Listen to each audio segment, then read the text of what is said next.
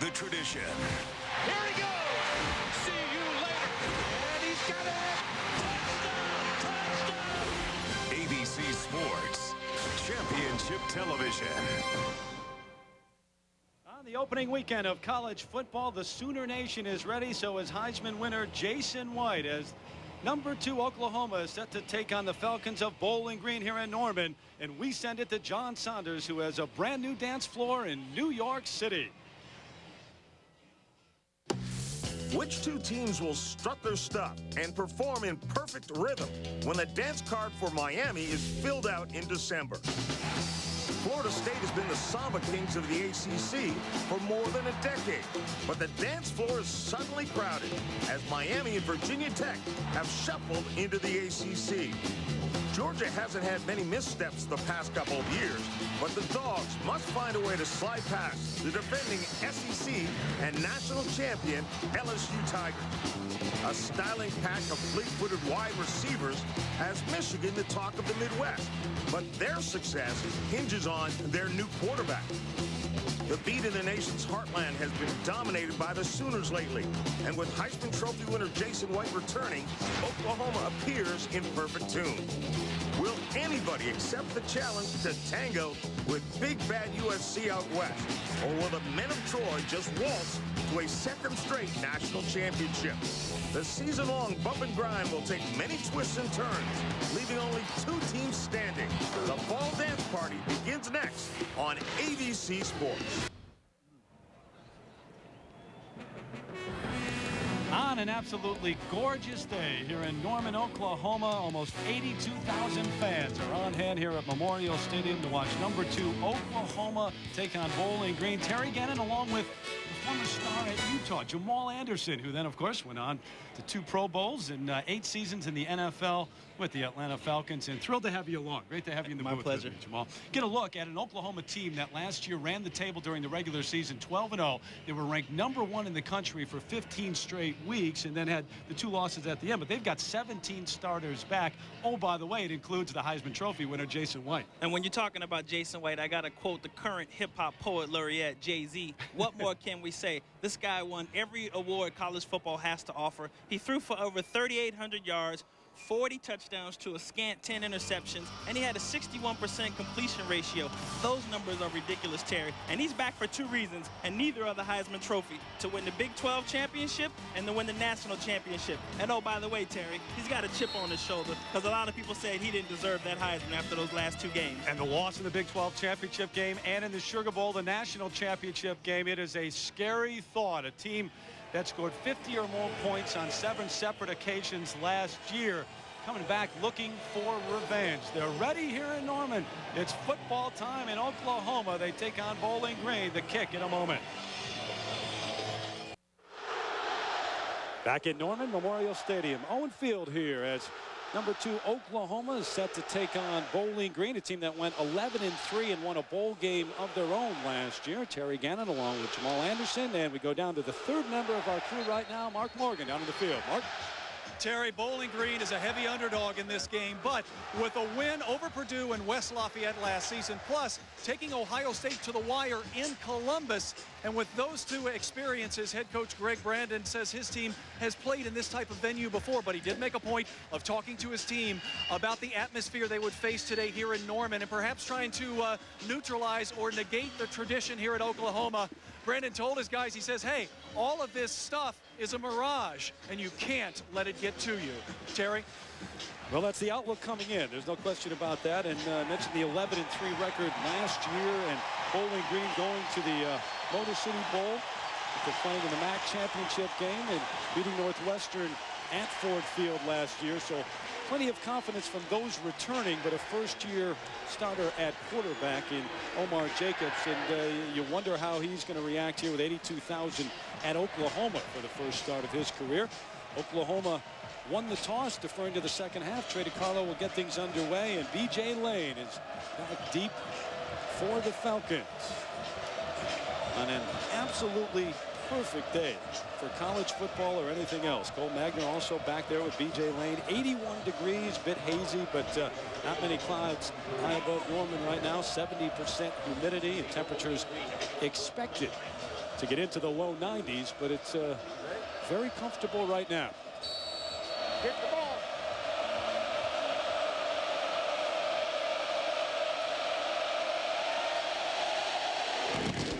And we are underway here in Norman. DeCarlo's kick sending Magner all the way back 8 yards deep.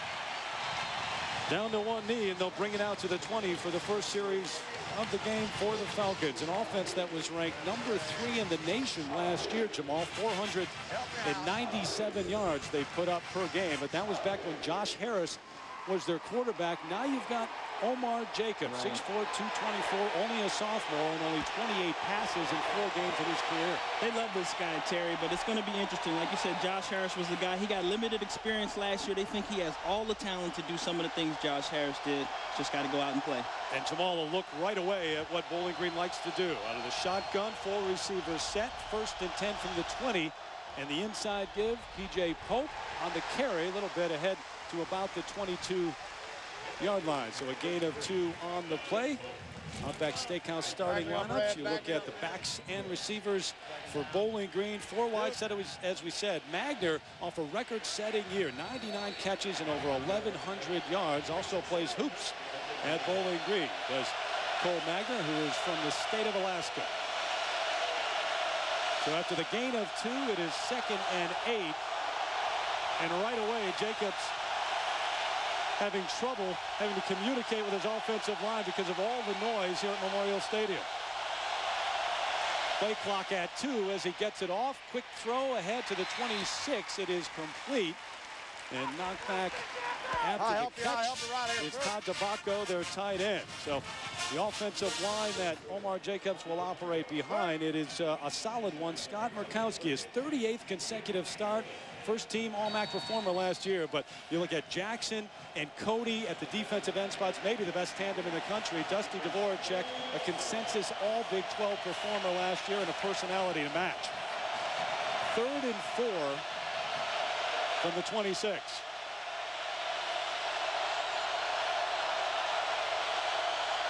Out of the gun, battling the noise. Jacobs over the middle. DeBacco again up to the 30, close to a first down. We'll see how they mark it. But DeBacco, who didn't catch a pass all last year, now with 2 catches already. And take a look at Oklahoma's linebackers. Lance Mitchell, who was the leading tackler a couple of years ago, is back off the knee injury in a secondary that is very talented, including Antonio Perkins, the best return man in the country, and maybe underrated as a corner, Jamal. Definitely. Antonio, the scary thing about him this year is he wants to prove to everybody how good of a cornerback he is.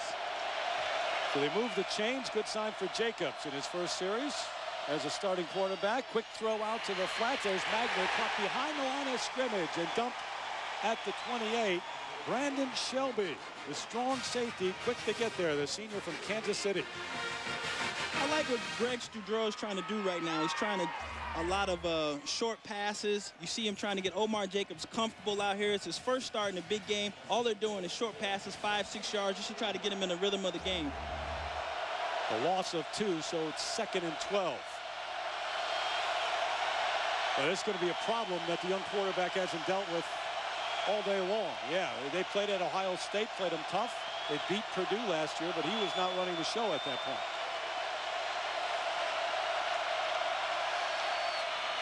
Quick throw, caught ahead to the 44-yard line. Charles Sharon, the junior from Florida, who had 59 catches last year, averaged 15 yards a catch, and he gets another first down. Gain of 15 on the play. Again, very smart. They're running slants, they're running curls, they're running high percentage passes, and what people don't realize is that the Bowling Green Falcons have a tremendously talented offense and offensive backfield and receivers. 1st and 10 from the 44. Got to be careful that wasn't a lateral, and it's out of bounds. And it was, as they go back to the 37, so they lose ground on the play.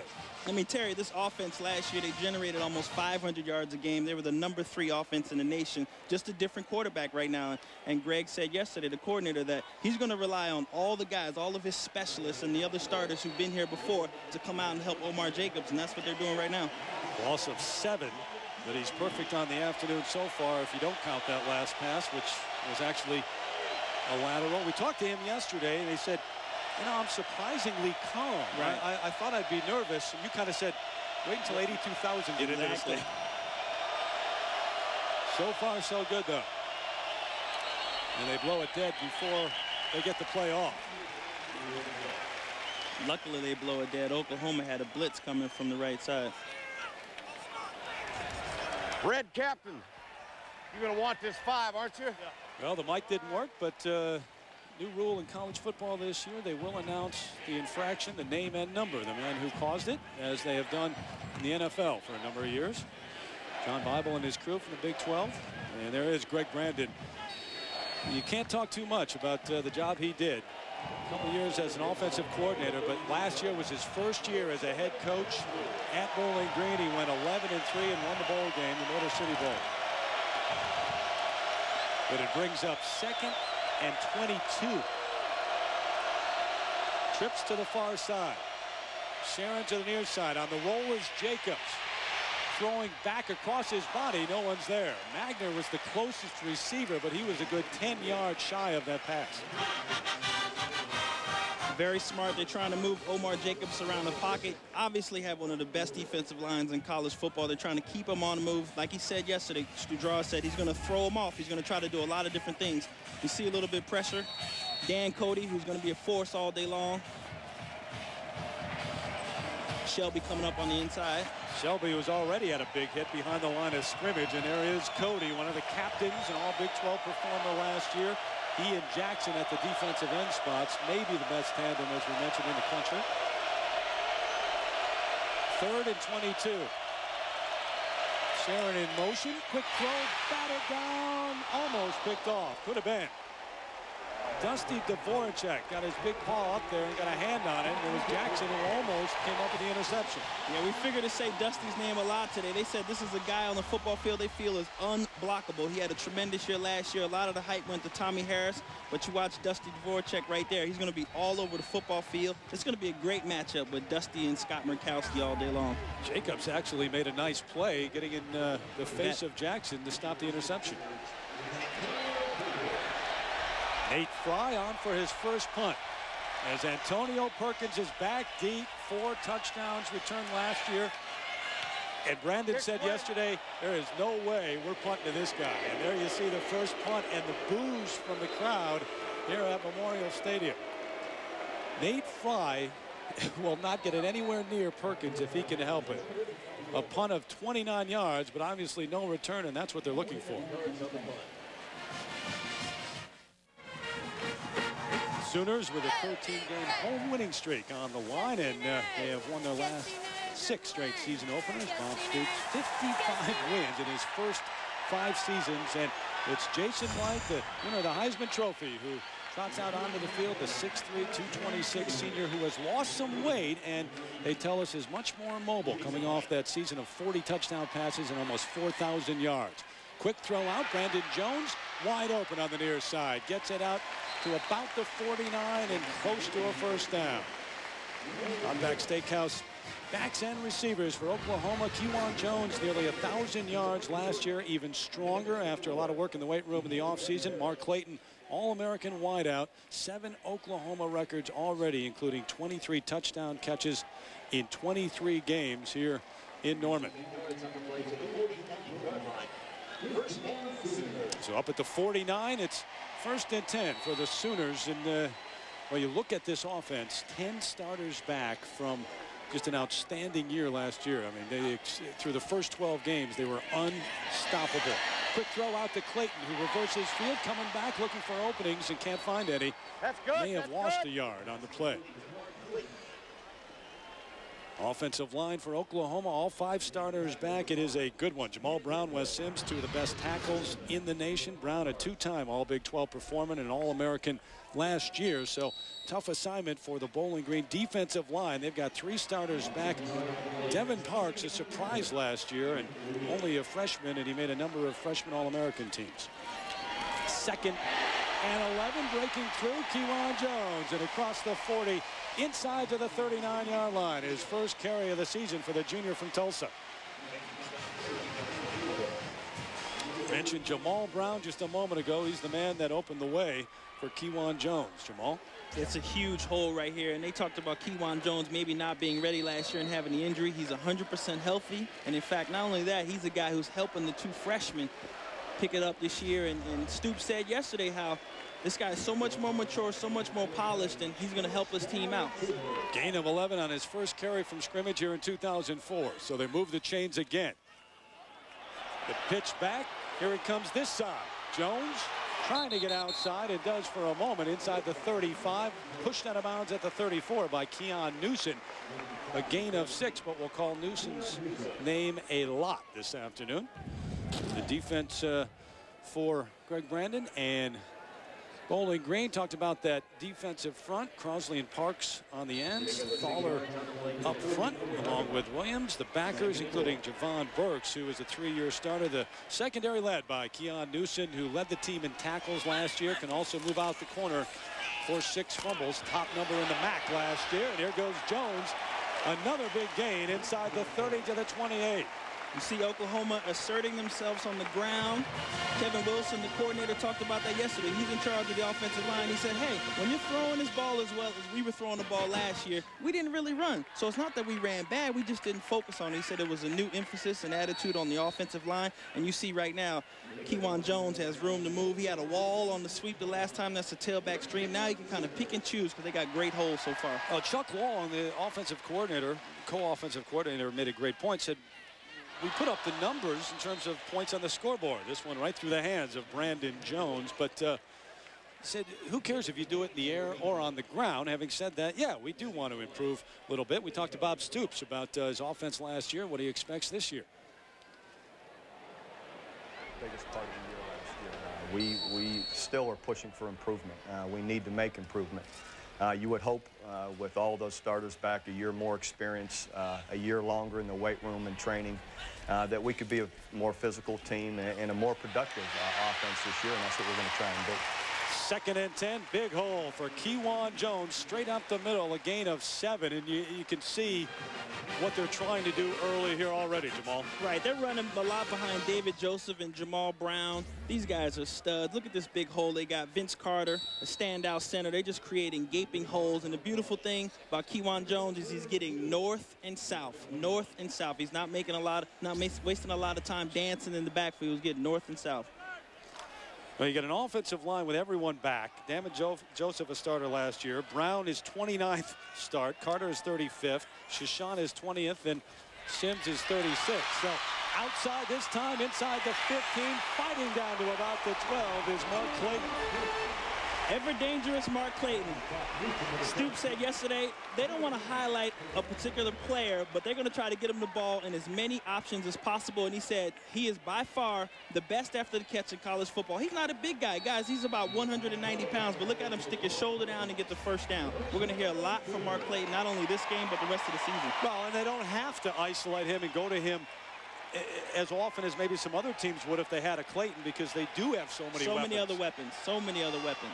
1st and 10 from the 12. J.D. Runnels in the fullback, operating out of the eye.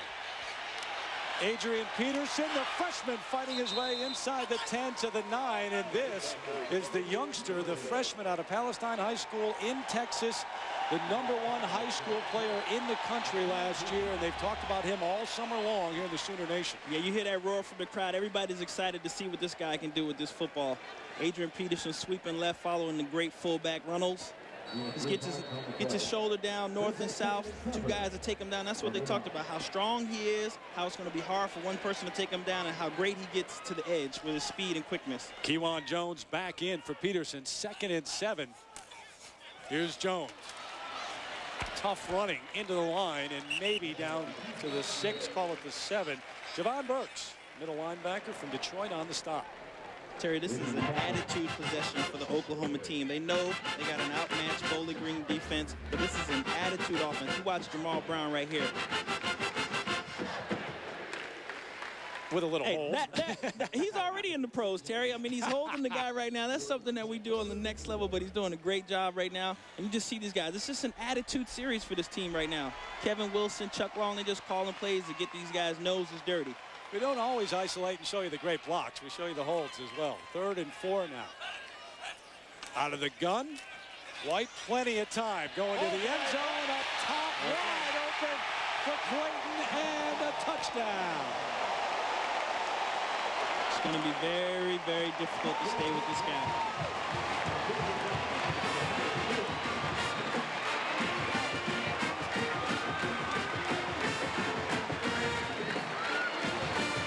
Six-yard touchdown pass for Jason White to Mark Clayton, the 24th touchdown catch of his career. And a fitting way to start the 2004 season on their opening drive. Oklahoma on the board.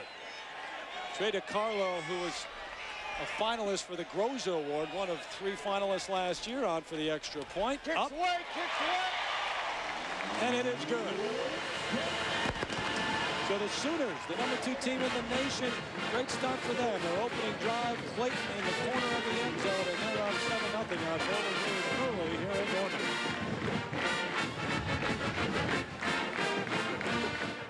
7-0 early on here in Norman. Gorgeous campus here and a beautiful day. Temperatures getting up to about 90 degrees, but Jason White, 11 plays, 61 yards, and culminating in that 6-yard touchdown throw to Mark Clayton in the corner of the end zone, and he was absolutely wide open in the corner of the end zone. Terry, they just left off where they did the end of last season. I mean, it's like pitch and catch. Back deep, B.J. Lane and Cole Magner. Good look at Magner, the senior from Palmer, Alaska.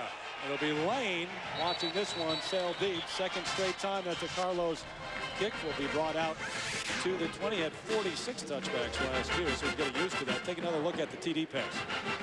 Yeah, you take a look at Jason White. He's got all day to throw. He's just sitting back waiting for Clayton to get open. And Clayton does a tremendous job going to the corner end zone. You get an ISO here. This is unfair. You got Daniel Sales, a linebacker, right here on Mark Clayton, and Mark Clayton's going to win that every time. Yeah, tough to stay with Clayton if you're a linebacker isolated one-on-one in the red zone. So it's 1st and 10 from the 20. Second series offensively for Bowling Green as Omar Jacobs, the sophomore from Delray Beach, Florida, communicating up at the line. Got to get this one off. And just does. P.J. Pope, the All-MAC performer last year, getting across to the 22 and a gain of 2 before being hit by Dante Nicholson. Yeah, B.J. Pope is the guy that the coordinator told us yesterday. He thinks he's as good as anybody in the country. Not only did he rush for 1,000 yards last year, he had something like 48 catches as well. So he's a guy that they feel like can do a lot of different things on the football field, and we're going to see a lot of him. Yeah, Greg Studrara, who's the offensive coordinator, was very animated talking about his players. You could tell he loved his offense. Every guy we mentioned, he had great things to say about it.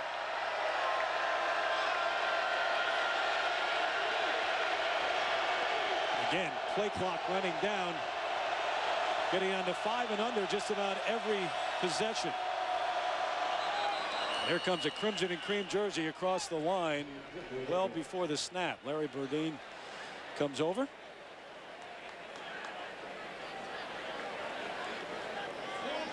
Offside, 92 on the defense. 5-yard penalty, remains second down. So Burdine comes over and not only a little over anxious, but he said, if I'm going to do this, I'm going to go all the way. He went all the way into the quarterback. You're watching Omar Jacobs make a lot of checks at the line of scrimmage. Terry, we could be seeing a situation where they send him in with 2 different plays, and depending on how Oklahoma chooses to defend it, he's making calls and checks at the line of scrimmage whether to go run pass. And they also, Jamal, don't mind taking up most of that play clock. They want to keep the defense off the field. Keep the defense off the field as long as possible. So it's 2nd and 1. Inside give. Dropped right there is B.J. Pope. A big hit. Rufus Alexander on the stop, the sophomore from Baton Rouge. The worst thing you can do against a defense where everybody runs well, particularly the interior lineman, is to try to stretch them going wide either way. You get to look at this. This is what Bowling Green seems to be doing every time. And Oklahoma's just going to pursue. They got a lot of guys that can run to the football. Fast guys all over the football field. Rufus Alexander over there to make the tackle. Call it 3rd and 1 now. Out of the gun is Jacobs. Looking to sprint, cuts it back, got a first down, and hit hard at the 38. Dante Nicholson just drilled him, but a gain of 8, and they'll move the sticks. Case in point, Terry, Omar Jacobs, he has the option to either pitch the ball or to go up the field. He goes north and south 8 yards later. Good decision offensively, too, here. You watch Jacobs here, he gets a little gap right there inside of Dan Cody, and he just takes it straight down the field. That's what you have to do against a defense that can run the football.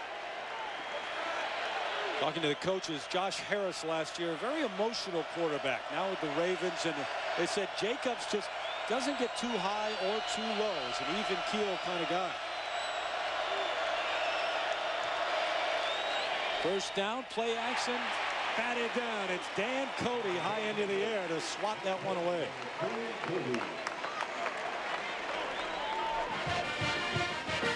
Take a look at our Chrysler passing playbook right now. Jamal? You figure to see a lot of this matchup today, Andrew Hart versus Dan Cody. The guy is so aggressive. He gets up the field so fast. You see him right here, Dan Cody, coming up the field, pursuing, gets his hands up. As soon as he sees Omar put it up to throw the ball, and he bats it down. So it's 2nd and 10. As Magner comes in motion, goes back to the other side. Movement on the right side of the offensive line. And so the flags come out. See if there was contact before that movement. I think it may have been Rob Warren who jumped, but we'll see. Greg Brandon, who actually ran the players through some plays on the tarmac back home at a 2.5-hour delay. Before the snap, false start, 67 on the offense. 5 yards, second down. And it is against the offense. Andy Grubb, actually, the man who moved. But they had a charter coming here to Norman or to Oklahoma City right up the road. And the pilots didn't get enough rest. And because of that, had to wait for new pilots and new crew. And they were out there for 2.5 hours, took his team out on the tarmac. They were running sets and plays. And what do you do during a 2.5-hour delay? Prepare for Oklahoma. Yeah.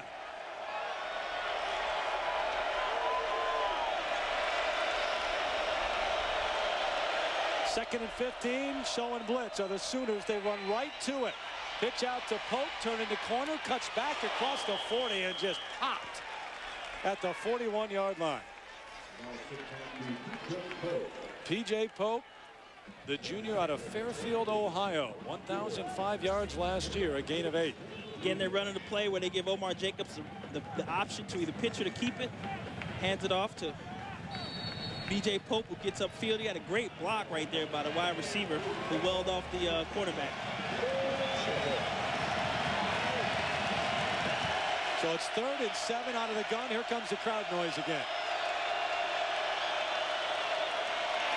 Quick drop, a lot of time initially at least, throwing it out to Steve Sanders, and he gets up to midfield. Run out of bounds there, but he should have another Bowling Green first down.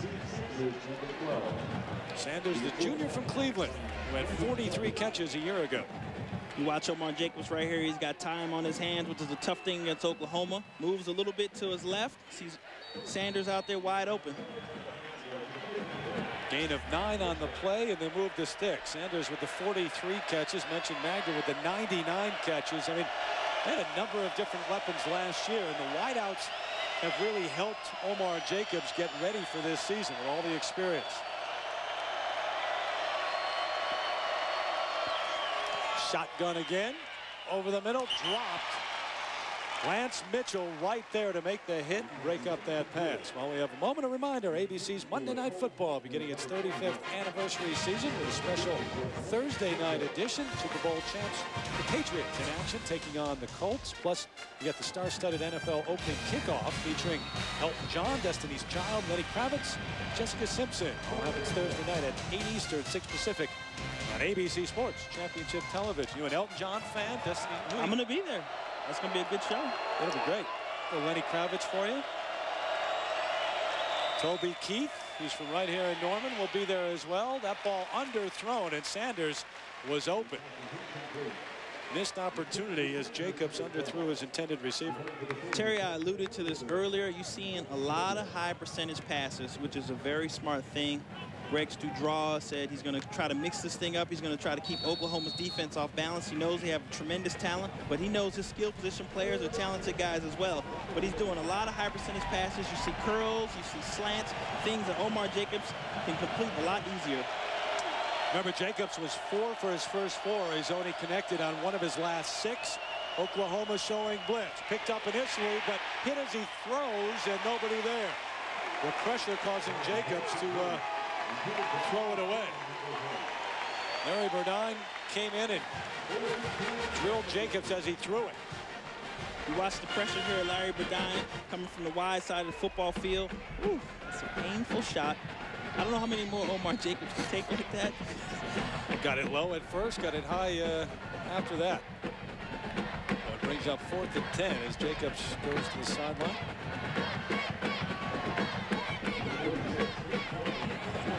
He's played pretty well for his opening couple of series, though, here on the road first start. No, I like his composure so far. Like I said, the plays that they've been running have all been good plays. Here's Fry, kicked away from Perkins the first time. This time he's got it at his own 12. Here he goes.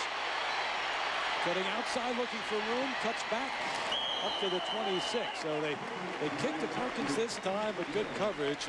On of 39 yards, return to 15. The Sooners with the ball when we come back.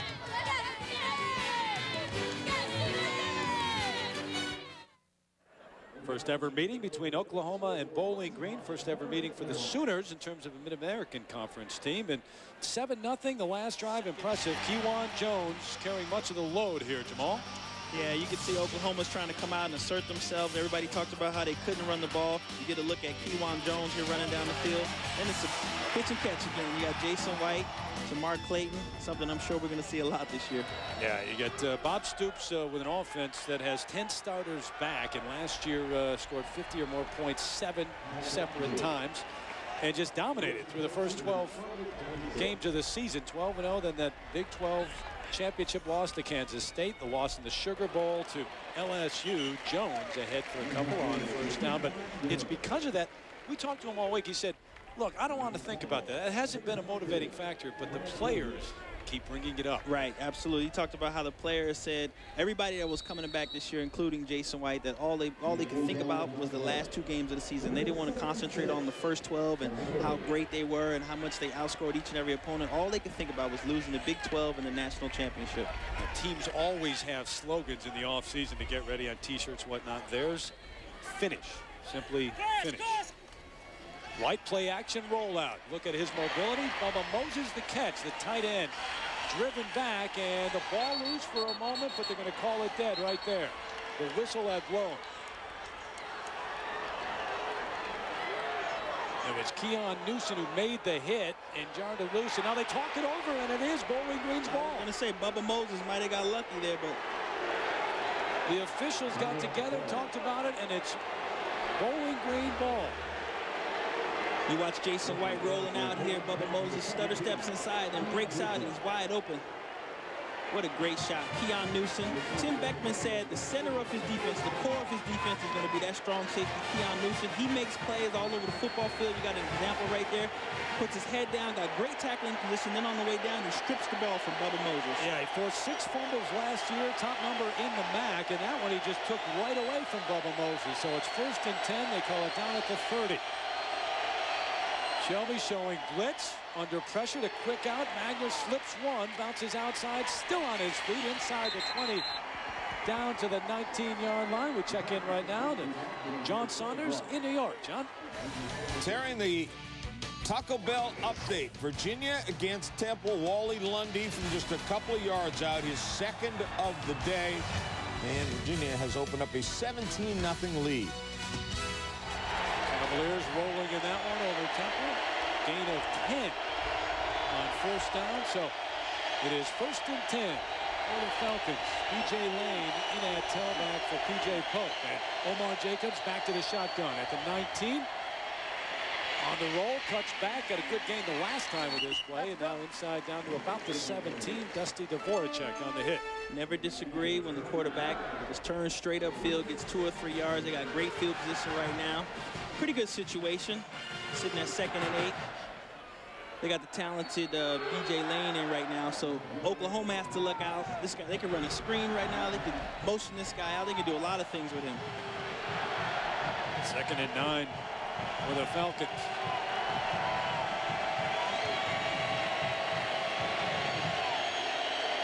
Four receivers set. A lot of time. Flushed out of the pocket is Jacobs, throwing back, complete to the end zone. Touchdown, Charles Sherritt. 18-yard touchdown pass from Jacobs to Sherritt in a brand new game and new confidence for the Falcons. Like we said at the top of the telecast, this is a team that averaged almost 500 yards last year, number 3 in the nation. They had all of their specialists returning, all the talented wide receivers. The only difference was the quarterback, and they felt that Omar Jacobs could be as talented or as good as Josh Harris, who was tremendous last year. Got to look at him right there, roll out a little bit. Charles Sherritt is wide open. Sean Sweesham on for the extra point. It is up and good. So a tie game here in Norman. Jacobs with poise, flushed out, getting it to Sharon. It is 7-all here with 1:52 left in the first. Oklahoma, the number 2 team in the nation, heading into this opening weekend of college football, and a huge favorite over Bowling Green, but don't tell the Falcons that. Tied up 7-all, little pooch kick and out of bounds up at the 27. I know they were trying to punt away from Antonio Perkins, but this is not exactly what Greg Brandon wanted on the kickoff. Definitely not a good idea in terms of the field position that Oklahoma's going to get. And as we said, not only have the mics nowadays on the officials, but they announce in terms of penalties who the penalty is on, like the NFL has done for years. Kickoff out of bounds. Receivers taking position at the 35-yard line. First down. So it'll be 1st and 10 at the 35 for Oklahoma.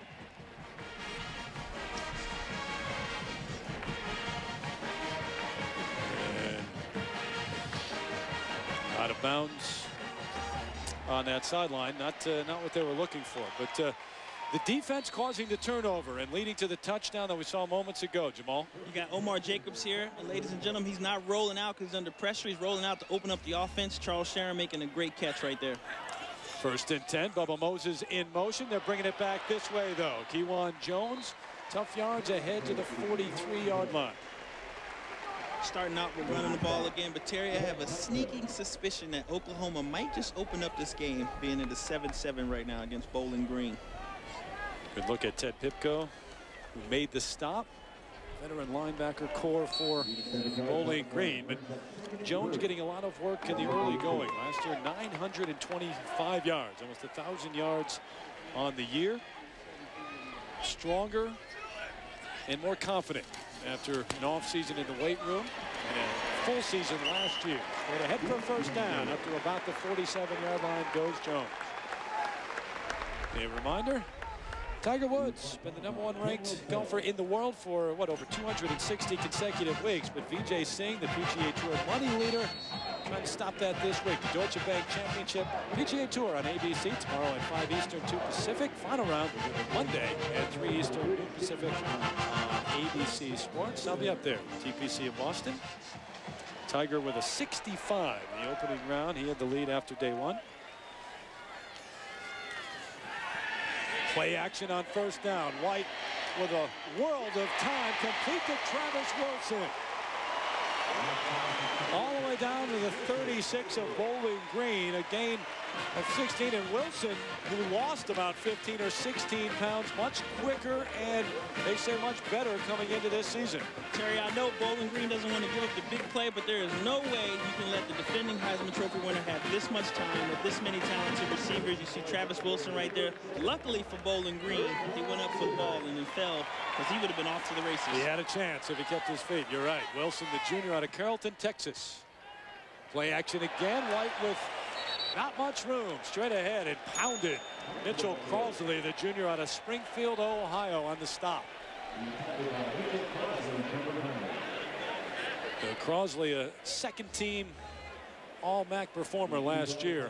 Jason White has nowhere to throw. You see Crosley come up. Definitely not the type of shots that Bob Stoops wants to see Jason White taking in this game. I was going to say, that was a gift. If you're Crosley, you don't get many opportunities like that.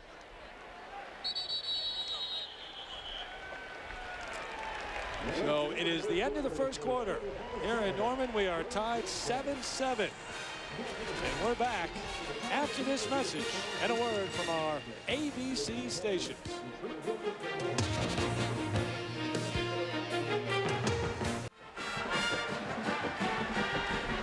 13-game winning streak on the line at home, at least, for the Sooners, a team that scored almost 50 points per game last year. And defense that just allowed 12. Terry Gannon, Jamal Anderson, Mark Morgan here at 7-7.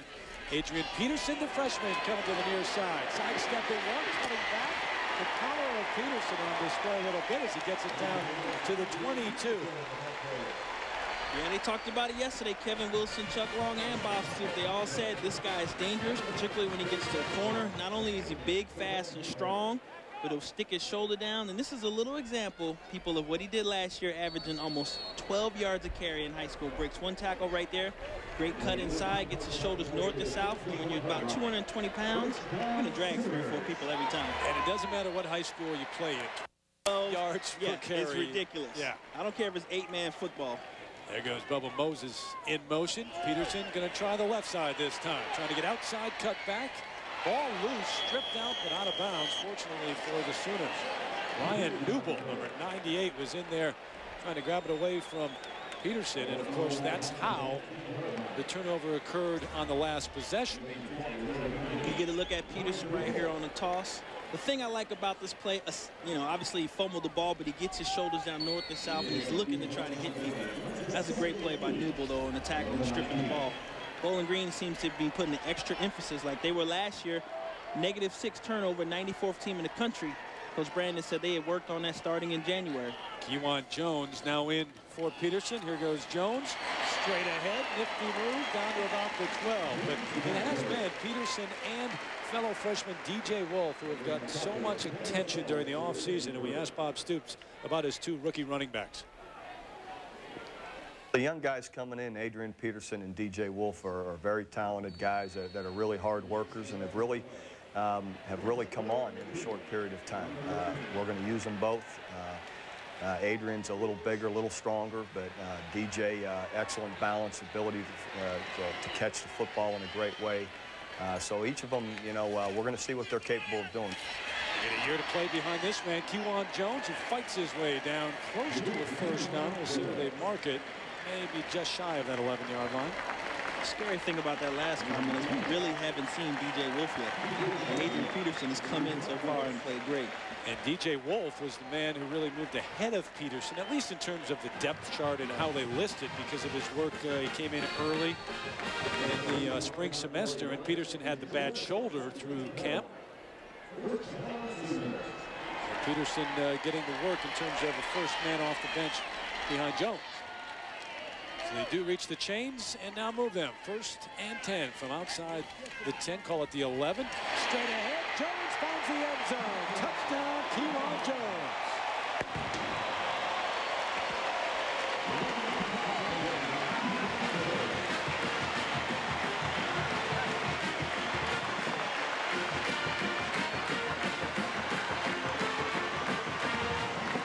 Jones with 11 rushes, 67 yards already, and now the touchdown, Jamal. You get an idea of him running behind Davin Joseph and Jamal Brown. Seems like he's going to cut to that right side every time. This is similar to what we saw with Quentin Griffin 2 years ago. Kewan Jones is just duplicating that performance right now. Trey DeCarlo on for the extra point.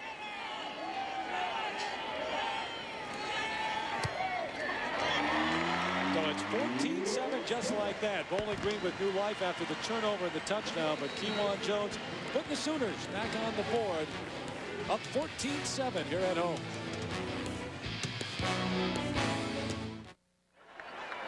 An 11-play drive on the first scoring march, and just a moment ago, 9 plays, 65 yards, and a little more than 4 minutes taken off the clock before the 11-yard run by Kewan Jones. So it is 14-7.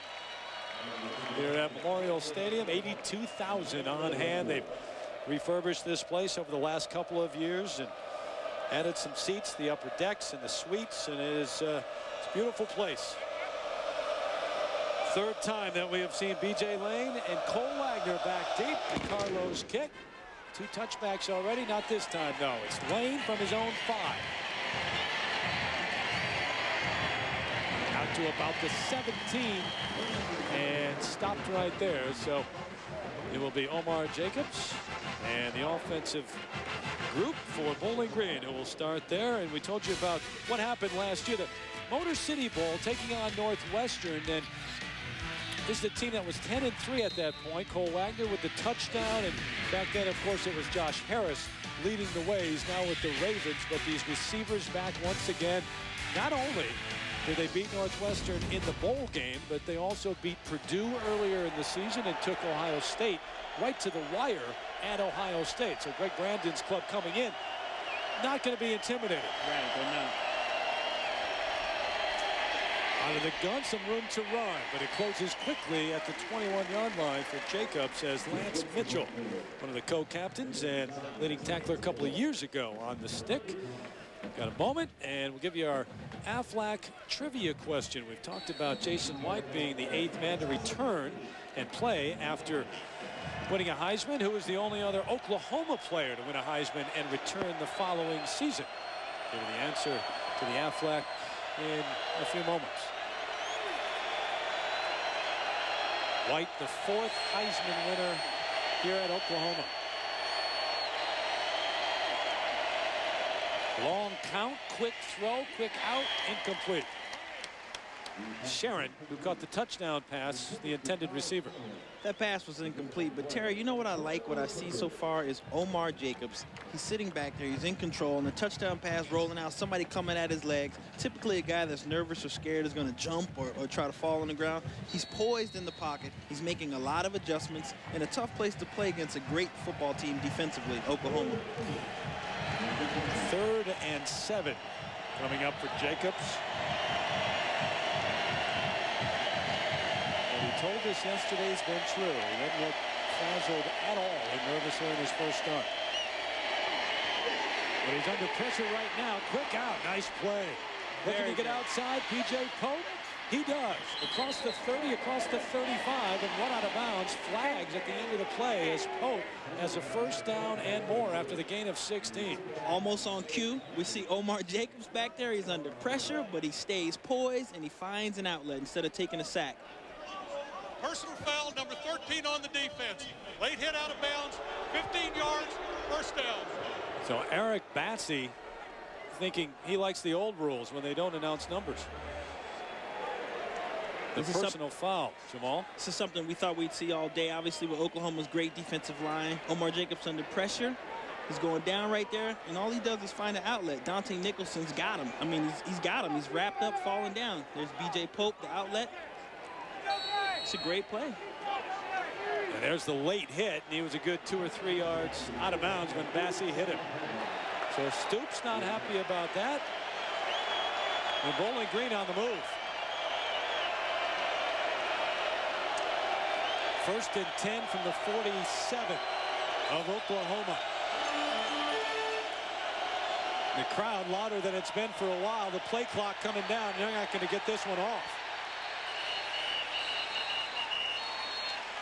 And of course, that will just make the crowd even louder on the next snap.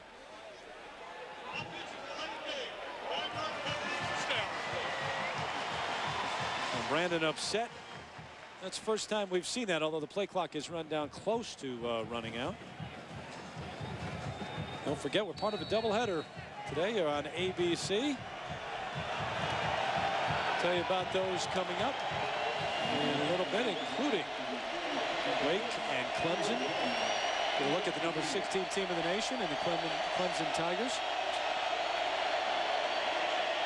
After they back him up, first down once again. P.J. Pope in motion. There goes the option. Jacobs pitching it out to Pope. Looking for room, trying to get outside. Stays on his feet, but that bounced out at about the 43. Nifty move to get outside by P.J. Pope. A gain of 9 before Lance Mitchell. Terry, we might start seeing signs of frustration. You had the personal foul. Now you see the guys in Oklahoma kind of talking to each other after the play, kind of like, you didn't expect this to be a game, guys. Well, the longer this goes with Bowling Green in the game, the more pressure there is on Oklahoma. There's no question about that.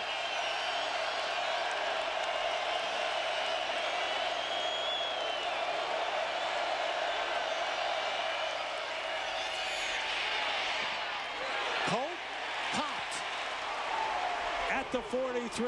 Rufus Alexander right there as soon as he caught the ball. Second time we've called Alexander's name, the sophomore from Baton Rouge, who was out the first half of last year with a knee injury.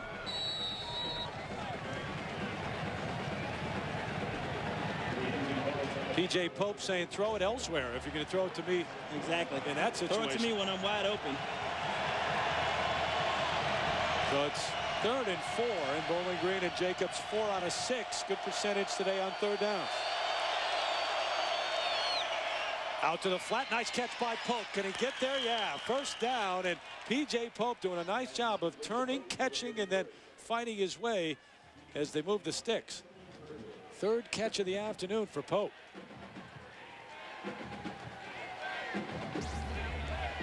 P.J. Pope is their Mr. Everything. You see Omar Jacobs right here, running the ball, catching the ball out the flat, getting his shoulders north and south, understanding where the sticks are, and gets the first down. That was a nice spin move to get the first. Yeah, nifty catch, running away from the quarterback, and then the move at the end. It's been Pope doing much of the work today. Straight ahead, knocked back behind the line of scrimmage. That was B.J. Lane with the carry, who's in for Pope, giving Pope a little break. Lane, the junior out of Fort Washington, Maryland, and big number 92, Larry Burdine on the stick. Larry Burdine, this guy is scary. Played last year in all 14 games. He replaced Tommy Harris. Everybody knows Tommy's story, one of the top linemen last year. But this guy has a 36-inch vertical jump, and he benches 495 pounds. So this is a pretty good guy to have coming in for Tommy Harris. Just a few pounds more than Mr. Anderson benches. Time of possession just about equal. Greg Brandon's got to love that. A lot of time to throw and incomplete. Sharon almost had it with a diving attempt.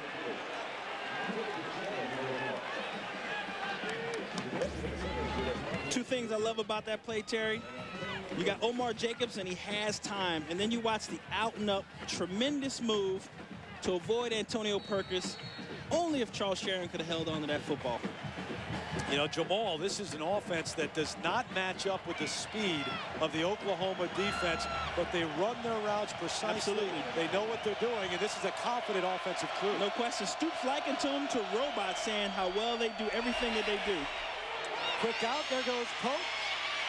Overrun, but drilled out of bounds at the 30, and it was B.J. Lane in for Pope who had that and ridden out of bounds. Had a chance and a little opening, but closed quickly, and there is the quickness of the defense. No question about it. And you Oklahoma, I mean, if nothing else, you want to run plays that'll go straight up the field, north and south on this defensive football team, because everybody on this team can run.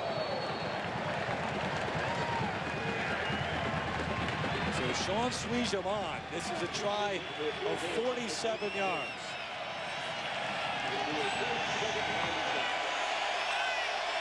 Sweejum, the senior from Canada. Kicks away. Plenty of leg, and it is good. 47-yarder from Sean Sweejum, the fifth-year senior. So some work ahead for Jason White. We've got a game here in Norman. The Sooners up 14-10 here in the second. 14-10, Sooners on top, but a better game than many expected here at Memorial Stadium. Terry Gannon back with Jamal Anderson and Mark Morgan. And Sean Sweejum coming off a 47-yarder, the longest of his career. Back deep, Juwan Rakins for the Sooners. Sweejum's kick. Rankins 7 yards deep, down to one knee, bringing it out to the 20. We check in with John Saunders in New York. taking advantage of a turnover. This is a 4th and goal for Michigan. David Underwood punches his way across the goal line. So the Wolverines now with a 10-0 lead over Miami of Ohio. The Buckeyes of Ohio State in a struggle with Cincinnati, tied at 3. All right, John, that Miami of Ohio game, that's the team that Bowling Green faced in the MAC championship game last year. You talk about Bowling Green, Toledo, Marshall, the teams to beat in the MAC this year. But here's the Heisman Trophy winner. Jason White back on to run the show. Kewan Jones out of the eye this time, getting a lot of work, but not successful this time. Sent back right at the line of scrimmage by Terrell White. Javon Burks in there as well. Might have been the first, I wouldn't say mistake we saw from Kewan Jones. He kind of tried to cut it back and there was nobody there. Great pursuit by the Bowling Green defense. Now, Kewan Jones with 68 yards on the ground already today, and he's got more on the ground than Jason White has in the air so far. 42 yards in the air. That's a lot different than we saw last year from the Sooners. White almost lost it. Quick out, though. Mark Bradley, and he's pounded at the 23. A flag down back at the 12. Going to bring it back.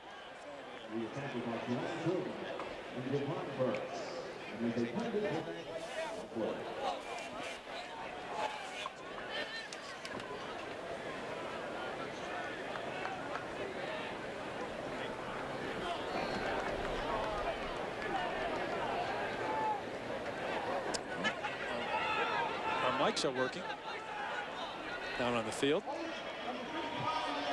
10 yards previous spot. Repeat second down. You know what was impressive about that last play? You see Jason White here. Thank God he's an athlete. Catches the ball and he throws it to his receiver, but watch the pursuit of the Bowling Green defense. You got 5 guys over there, 2 of them defensive linemen. That's Javon Burks, the guy who got there first. He was out for a number of games last year with a knee injury, but certainly the leader on defense. White over the middle to Clayton, and again the swarming tackle. Burks in there again, Pipko in there first. A few moments ago, we gave you the Aflac trivia question and asked you about the Heisman and the guys who have returned. The only other Oklahoma player to win the Heisman and return the following season, of course, the great Billy Sims. Back in 1978, won the Heisman, came back in 79. Who was it? Charles White, I think. Absolutely, Charles White was the last one. You get a look at Billy Sims right here, one of the greatest running backs in the history of college football. This guy was so good. Another number 20 used to emulate him, Barry Sanders. Yeah, you didn't mind watching him either. Replays at least. Out to the 34, caught. Good catch. High into the air goes Juwan Rankins. The White on the money, and they'll move the chains.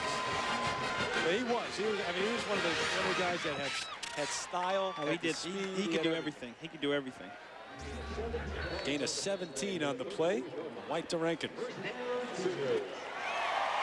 Jason White with time again. See Juwan Rankins right there. This is something that Bowling Green cannot do. You got to put Jason White on the ground more if they're going to have a chance in this game. Going to give it off to Jones.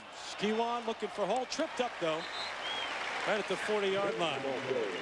Burks, nice tackle, may have saved a big game, and it was a gain of 6 anyway for Kewan. Now, take a look at our Pacific Life game summary, what has taken place to this point. Only 7:07 and counting left in the game. Getting up top early. Mark Clayton, the touchdown catch, but then after the turnover, Jacobs, the throw out to Charles Sharon for the touchdown. Jones, the 11-yard run to the end zone, and just a moment ago, the 47-yard field goal by Sweejum. So that's how we got to this point, 14-10. Kewan Jones on the carry out to about the 46-yard line, then a gain of 6, and it's another first down for the Sooners. Chuck Long, Kevin Wilson, the 2 coordinators for Oklahoma, they understand that this football team is so talented, they can do all types of things on the football field. You see a great mix of the run pass right now, particularly an emphasis on running the ball and being physical and trying to assert this offense right now. Behind that big offensive line and a veteran offensive line. Again, White with way too much time going up top, far sideline, contact, and there are the flags. Looking for Brandon Jones, and Terrell Mayberry was one-on-one. He had him covered, but a little too well.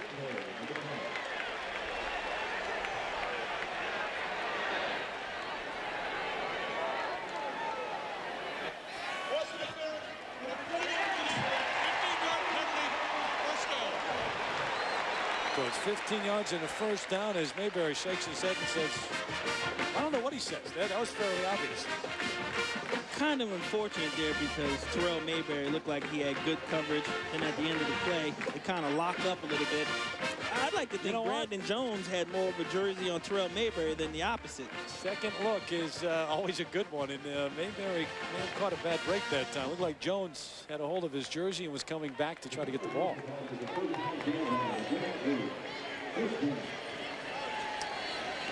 First down from the 39. DJ Wolf, the freshman tailback, is in. Play action. White to throw over the middle of the field. Caught inside the 10, down to the right by Clayton. High into the air. Fifth catch of the afternoon already for Clayton. Great matchup right there. You get a look at Jason White. Clayton coming across the middle. Jason White again with too much time. You see Mark Clayton on Bowling Green stud Keon Newsom, who makes a solid tackle. I mean, that's a matchup that I'd love to see most for the better part of this day. But Mark Clayton, Mr. Everything, makes a catch again. The gain of 31, and there you look at the numbers on Clayton and the records that he has set. The crazy thing is people didn't really talk about him that much last year. They were talking about how great this offense was, but not how good he was individually. Because he had all the other great receivers. And Fitzgerald. Give Jamal to DJ Wolf. First carry as an Oklahoma Sooner inside the 10 to the 9. Back to Clayton. You're right, though, and he had as good a season as any Oklahoma receiver I think he's ever had. But all you heard was this talk of all the Williams brothers, you know, Mike Williams down in Texas, and Fitzgerald, all the guys who were talking about coming out, all the guys who were 6'2", 6'3", and oh yeah, Mark Clayton had 83 catches for 1,400 yards. That was a small part of the offense. Well, they averaged almost 50 points a game.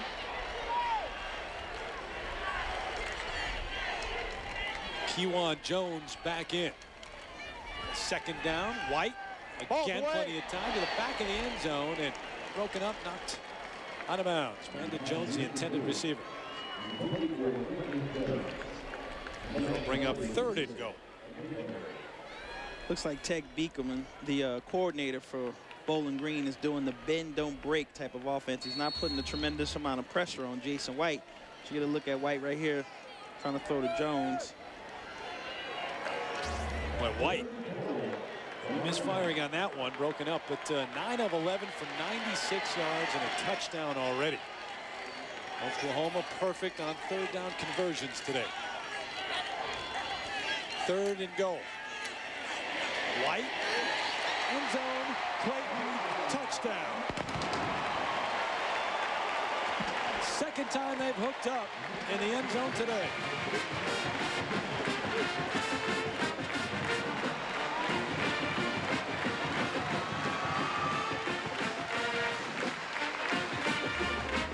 Terry, it's really surgical how Oklahoma does this. You see Jason White not under a tremendous amount of pressure again. Drops back. Mark Clayton has gotten great separation on the defensive back and another touchdown. And Oklahoma seems like they just go, okay, they're in the game, but let's just go out and score again. Yeah, this last drive, very businesslike, Jamal. And it looked very easy. Not a lot for the extra point. Clayton, his second touchdown catch of the day, and it's 21-10. Sooners at home.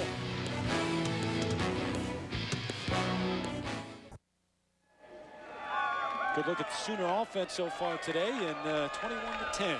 The lead so far, but Bowling Green hanging in there, but not on this last drive. Take a look at what Clayton does to get to the end zone, Jamal. You watch Clayton come in here, great inside move, and then we're going to slow it down. You're going to see separation created right here. Mark Clayton does a great job of getting 3 or 4 yards away from Terrell Mayberry for the touchdown. DJ Pope on the return, comes to about the 27. 27-yard line. And that was a tough series for Terrell Mayberry. He was the guy who was called for the interference and get the first down and beaten badly by Clayton. But he's not the first guy to get beaten by Clayton. Yeah, I figure there's going to be a lot of people added to that list by the end of the season.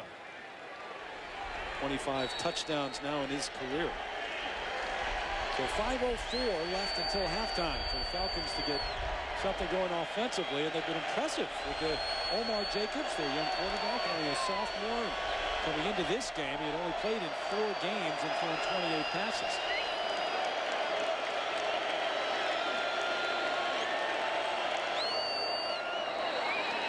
Flags on the play. Number 67 on the offense. Well, we have a moment. We'll go to John Saunders. You know, there's replay in the Big Ten, and already a bit of a controversy there. John? Terry, you're exactly right. The Big Ten is experimenting with replay. Jamal Cooper comes up with a sack here. Dante Sanders picks it up and goes for the touchdown. But they did review the play, showed his knee was down, so they take it back to the 50. Wisconsin has a 17-3 lead. All right, John, and the Big Ten with the instant replay, the man in the booth, but select games against non-conference teams like Pac-10 teams. We've got one UCLA on that booth. They're not using the instant replay. The ball is loose. Sooners have it. Charles Sharon, the man who laid it on the turf, and it goes right back to Oklahoma. The worst thing that could happen to the Falcons and Greg Brandon right now. Not just giving Oklahoma great field position to score. You look at Charles Sharon, he makes a great move to elude a guy, and then he's trying to get yards, get upfield, and he gets stripped. Well, we saw the turnover in the Wisconsin game, and they returned it after the instant replay. We don't need one here. That was clear. That's our boy Rufus Alexander again. He's all over the field today. Called his name often already.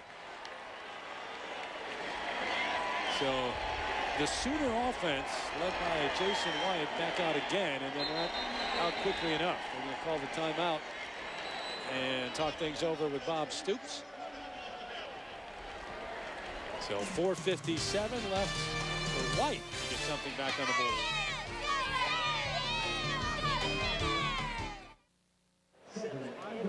Back at the refurbished and remodeled Memorial Stadium here in Norman, Oklahoma. Owen Field, capacity about 82,000, and another sellout here at home for the Sooners, who have won 13 straight at home. Greg Brandon in town with the Falcons of Bowling Green trying to change that, but down 21-10 at this point, and they just put one on the turf and gave it right back to the Oklahoma offense.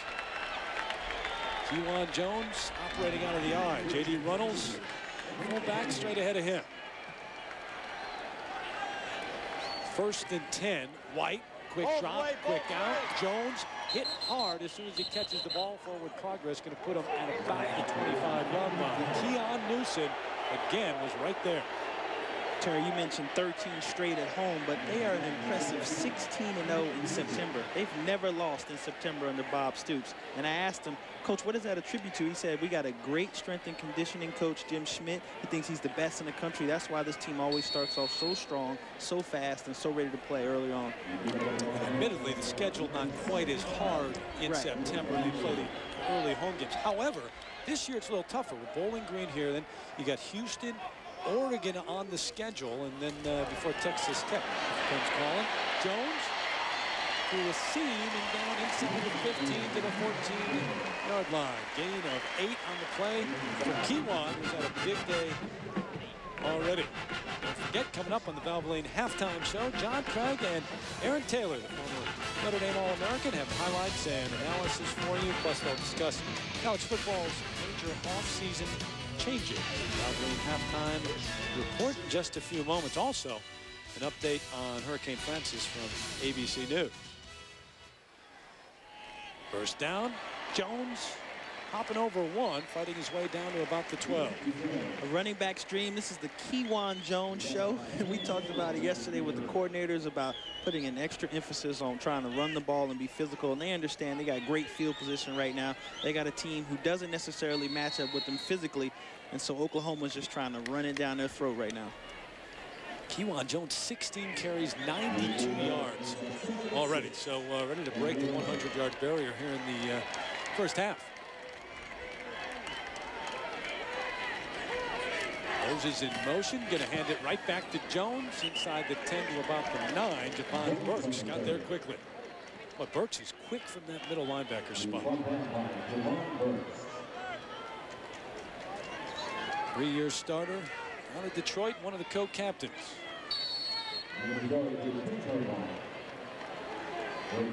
Oklahoma in its 110th season of college football.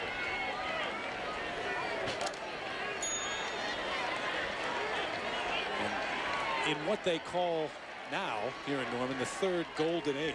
You had Bud, Barry, and now Bob. Through the hands of Moses, almost picked off. Big Bubba couldn't hold on to that one.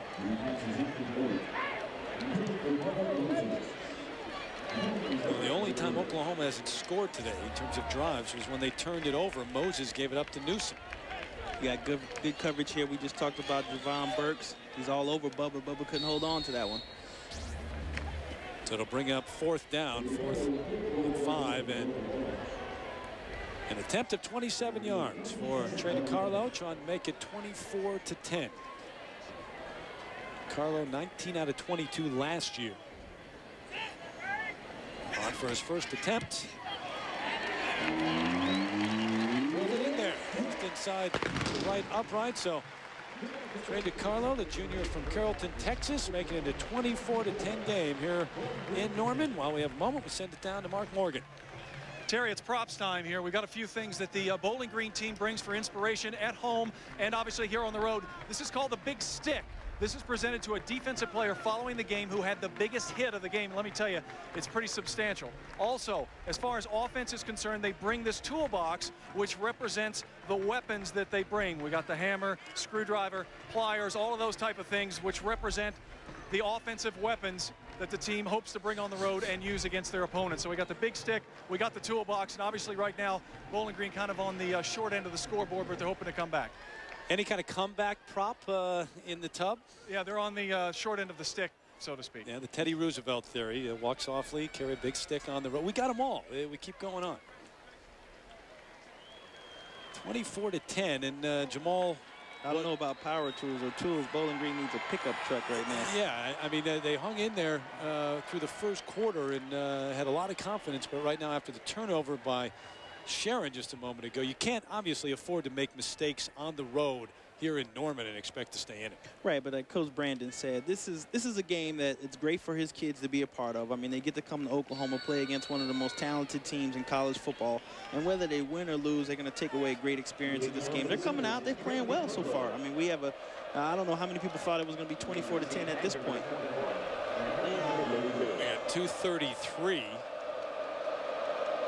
left until half.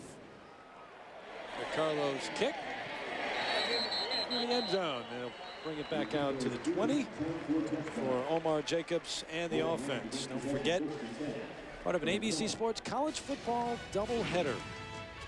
Oklahoma State taking on UCLA next, or Wake and Clemson. Talked about that earlier. Michigan State taking on Rutgers, and that's the second half of the doubleheader coming up next. And UCLA got them in action.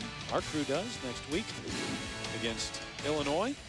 But also mentioned that will not be one of those games in which you'll see the instant replay. Right. Pac-10 teams did not want to be a part of that in the Big Ten. But we'll see how that goes this year. Already taking a look earlier with John Sanders.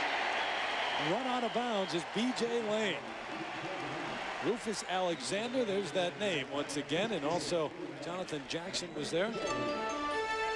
So tough to run sideways against this Oklahoma defense. You see Jonathan Jackson got great pursuit. Rufus Alexander, these guys get upfield so fast and they're so quick. I mean, B.J. Lane has nowhere to run. Yeah, you played at Utah. We talked about that earlier in the show, and used to play against Nebraska, First huge game. underdogs. Right. How do you make yourself stay in it mentally and think that you have a chance as you go deeper into the game and that team's wearing you down? Regardless of who you're playing against, you just got to come out and try to play your game. You got to come out and follow the game plan, do things that you talked about. Coaches will try to put things in to put you in the best position possible, in the best situation possible. You just got to follow through with those things, regardless of what happens, from turnovers to whatever the score is, particularly when you already coming in undermatched and everybody thinks you're going to get murdered. Nifty move by B.J. Lane, the junior out of Fort Washington, Maryland, but it's Oklahoma who calls the timeout. Trying to get it back before the half. If they can get a stop here. Well, the big question coming in for Bowling Green was Omar Jacobs. And at least through the first quarter and a half, he played extremely well and actually has kept it up. I mean, he's kept his poise throughout. No question. The best thing about what Omar Jacobs has done is not so much statistically, but he's made tremendous amount of adjustments at the line of scrimmage. He's kept his poise. He's kept his guys in. And like the coordinator said yesterday, Greg said, this guy, he doesn't get too high, he doesn't get too low. He's very even-keeled, unlike Josh Harris last year, who would get in people's faces or get real excited after a great play. He said Omar just is kind of mellow. He stays calm, and I think that's going to benefit this football team. See his numbers, which are pretty darn good so far. 1 touchdown, he's yet to throw an interception, and early on throwing those quick outs and spreading the field and the short routes to get his confidence. On the other side, you've got the Heisman winner who's put up great numbers. 11 out of 14, got a couple of touchdown throws to his favorite target, Clayton. Heisman trophy in the trophy case here just down the street from Memorial Stadium. Anybody who'll listen, Jason White is telling them, I'm not back here to win another Heisman. I'm back here to win the Big 12 championship and to play for the national championship. You know, how many places in the country can say in history, right, that they have the Heisman Trophy and the Claret Jug at the same time? Don Hamilton got the Claret Jug, and people were taking pictures with that today outside the stadium. Quick throw and complete. Nice catch. Steve Sanders making the catch up at the 28-yard line. Again, you get a look at Omar Jacobs. He's sitting back there. He's got some pressure. Dusty Dvorak. So timeout as they stop the clock once again with 1:32 left until the half. Lovely halftime show coming up in just a few moments. There's Craig. There's Aaron. We saw John. Aaron Taylor with the stiff arm Heisman move. And the trio from New York with a new set up in New York City. Just caught up in all the highlights as we open up play college football season here in 2004. Talked a little bit about the MAC, but how about the Big 12 and what you expect to see this year? Oklahoma, obviously the favorite in the South, with maybe Texas right behind them. But in the North, you got Kansas State, you got Missouri, and White, Jason White, maybe not even the #1 quarterback in his own league, even though he's won the Heisman in terms of preseason predictions. Yeah, everybody's saying that Smith out of Missouri is going to be the guy this year, but which is incredible because the things Jason White did last year, over 3,800 yards, 40 touchdowns, and they've never be talking about another quarterback. And there's the man. Perkins back deep. Antonio Perkins, one more to tie the NCAA record in terms of returning punch for touchdowns. Going to get a chance, even though they tried to kick away from him. Looking for room as he cuts back.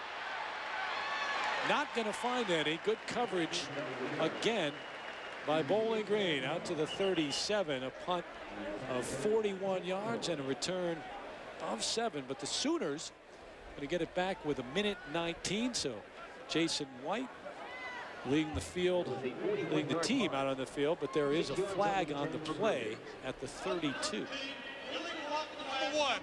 10-yard penalty from the spot of the foul. First down. So they'll back him up a bit, but we talked to Jason about last year and the difference between last year, this year, his maturity, and the team's experience heading into this 2004 campaign. Playing the whole season, I think everybody matures. You grow up a lot, you learn a lot about yourself, and you build on that. And I think this year that we have a lot of guys that came back just to play their senior year. A lot of guys could have entered the draft, but they decided to come back and pursue a Big 12 championship and a national championship, and I think that's going to help us out. We're all better players from last year. It is hard to imagine a 12-0 start and then coming to a halt so dramatically. The Big 12 championship and the national championship game. Jones lost it for a moment, got it back.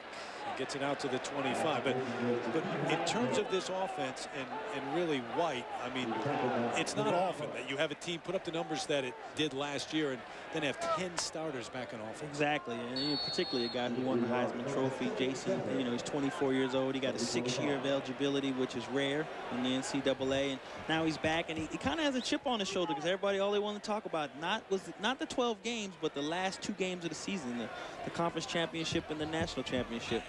Joe John Finley in that tight end in motion, but they're giving it right to Kewan Jones. That's good. Gets ahead up to about the 30. Crowd wants him to go downfield. You can hear the reaction so far as it gets to half a minute and counting. Stoops is a smart guy. I mean, Chuck Long and Kevin Wilson, they understand, you know, run out the clock. They're going to get a chance to come back in the second half and do whatever they want to do.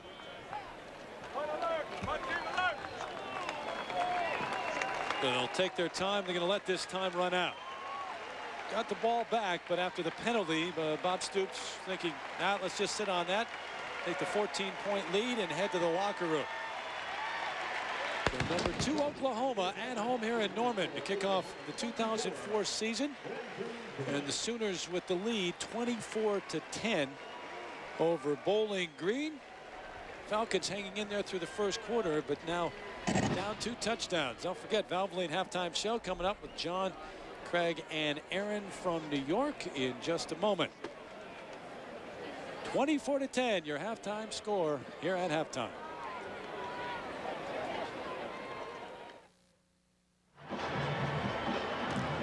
Back at a sold-out Memorial Stadium here in Norman, Oklahoma. The Sooners, the number 2 team in the nation, with a 24-10 lead over Bowling Green. Terry Gannon back with Jamal Anderson and Mark Morgan, who just a moment ago spoke with Bowling Green head coach Greg Brandon. Coach, what's the mood of your team at halftime? What did you tell them, especially your offensive unit, about trying to get some more points on the board? We had the 1 turnover, and we unfortunately held them to a field goal. We just got to sustain some drives. I think Omar's playing well. You know, it's loud, and our guys are stumbling a little bit there, but we're okay. We're okay. How do you slow down this Oklahoma offense? We just got to keep our defense off the field. That's the best thing we can do. Good luck. All right, Mark, and the 1 turnover, Jamal, really the play that Greg and Bowling Green players and coaches can look back on and say, boy, if it wasn't for that play, this would really be a game right now. No question about it. I mean, that was a tough turnover and a tough situation for Bowling Green. Early on, though, it was White to Clayton to the end zone, and then Charles Sharon, who later fumbled to the end zone. Kewan Jones, a big first half, 98 yards so far in the game, but 2 touchdown catches for Mark Clayton, and that is the story here in Norman, 24-10. But that turnover, Charles Sharon putting it on the turf, led to that 3rd touchdown by Oklahoma and turned the momentum around a little bit. In fact, it seemed like Omar Jacobs was gaining confidence here in his first start ever on the road in front of 82,000. Yeah, and given those situations and circumstances, Omar Jacobs has made a lot of corrections and checks at the line of scrimmage for a guy who's starting his first game against Oklahoma Sooners. So I think he's done a tremendous job. He's been poised. I think those are good things. Coach Sharon probably came in and reflected on the positive and just said, hey, let's just try to stay in this best way we can. Juwan Rankin's back deep. Oklahoma won the opening toss, deferred to the second half. But it is caught up ahead of him. Bradley spinning up to about the 36-yard line. Nifty move, good return, good field position for the Sooners as they start here in the second half. And we'll take a look at some of the numbers from the first half. The Pacific Life game summary, and you look at the rushing yards, 33 for Bowling Green, 118 for Oklahoma. That is huge because Juwan, I mean, he didn't do a lot last year. He only had 978 yards. He did have over 50 yards in 12 games, but he only has 100-yard game to his career so far, and he's starting off right now, unbelievably. 1 turnover each for these 2 teams in the first half. So the Sooners start 1st and 10 from their own 36. Kewan Jones, the first call of the second half, straight ahead for a couple. Mike Thaller, defensive tackle from Cincinnati, on the stop. If I was Kewan Jones, I'd keep asking to run to the right side of that football field. behind Davin Joseph and Jamal Brown. Those two guys have been opening up big holes all day long. So after the gain of 2, Jones now right at the 100-yard mark. Only the second time in his career that he has gained 100 yards or more in a game.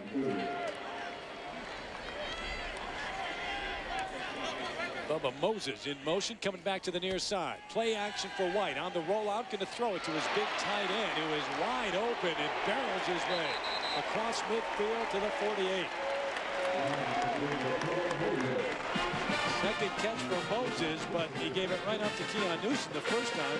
Fumble in the first half for the Sooners. Gain of 13 this time, though.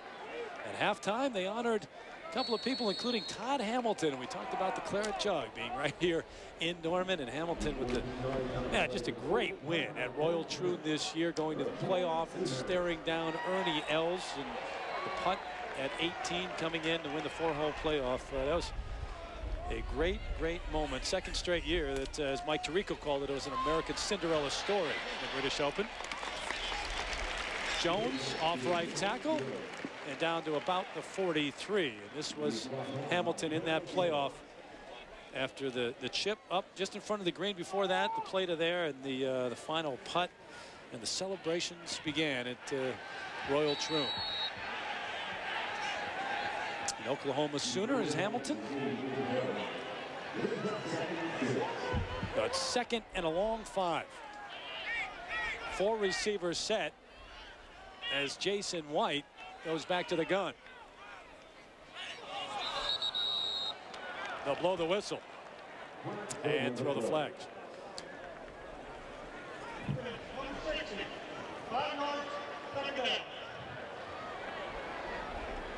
So back him up 5 yards for the false start. You like the fact that they, obviously not on that one, but they're announcing the names and numbers? I do. I mean, you know, when you make a mistake like that, everybody knows about it. Kind of makes you more aware, try not to do it again. Play 8 years in the NFL, you get used to that, but as a college football player, because everybody in the crowd's going, oh, look at you. Second down. Quick pitch out to Jones, trying to turn the corner and can't do it. Good pursuit by the defense. Terrell Mayberry, who was beaten for a touchdown early in the game, got there quickly. And this is how you make up when you jump off sides. Here's a look at Wes Sims right here. Watch how he drives his man off the line of scrimmage. And Wes is just going to run him, keep running him, keep running him. That's how you make up when you jump off sides. Although Kewan Jones wasn't running exactly where he was blocking. That was a tremendous block.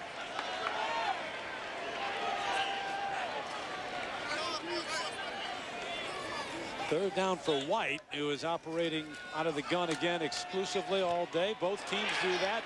Batted down at the line of scrimmage.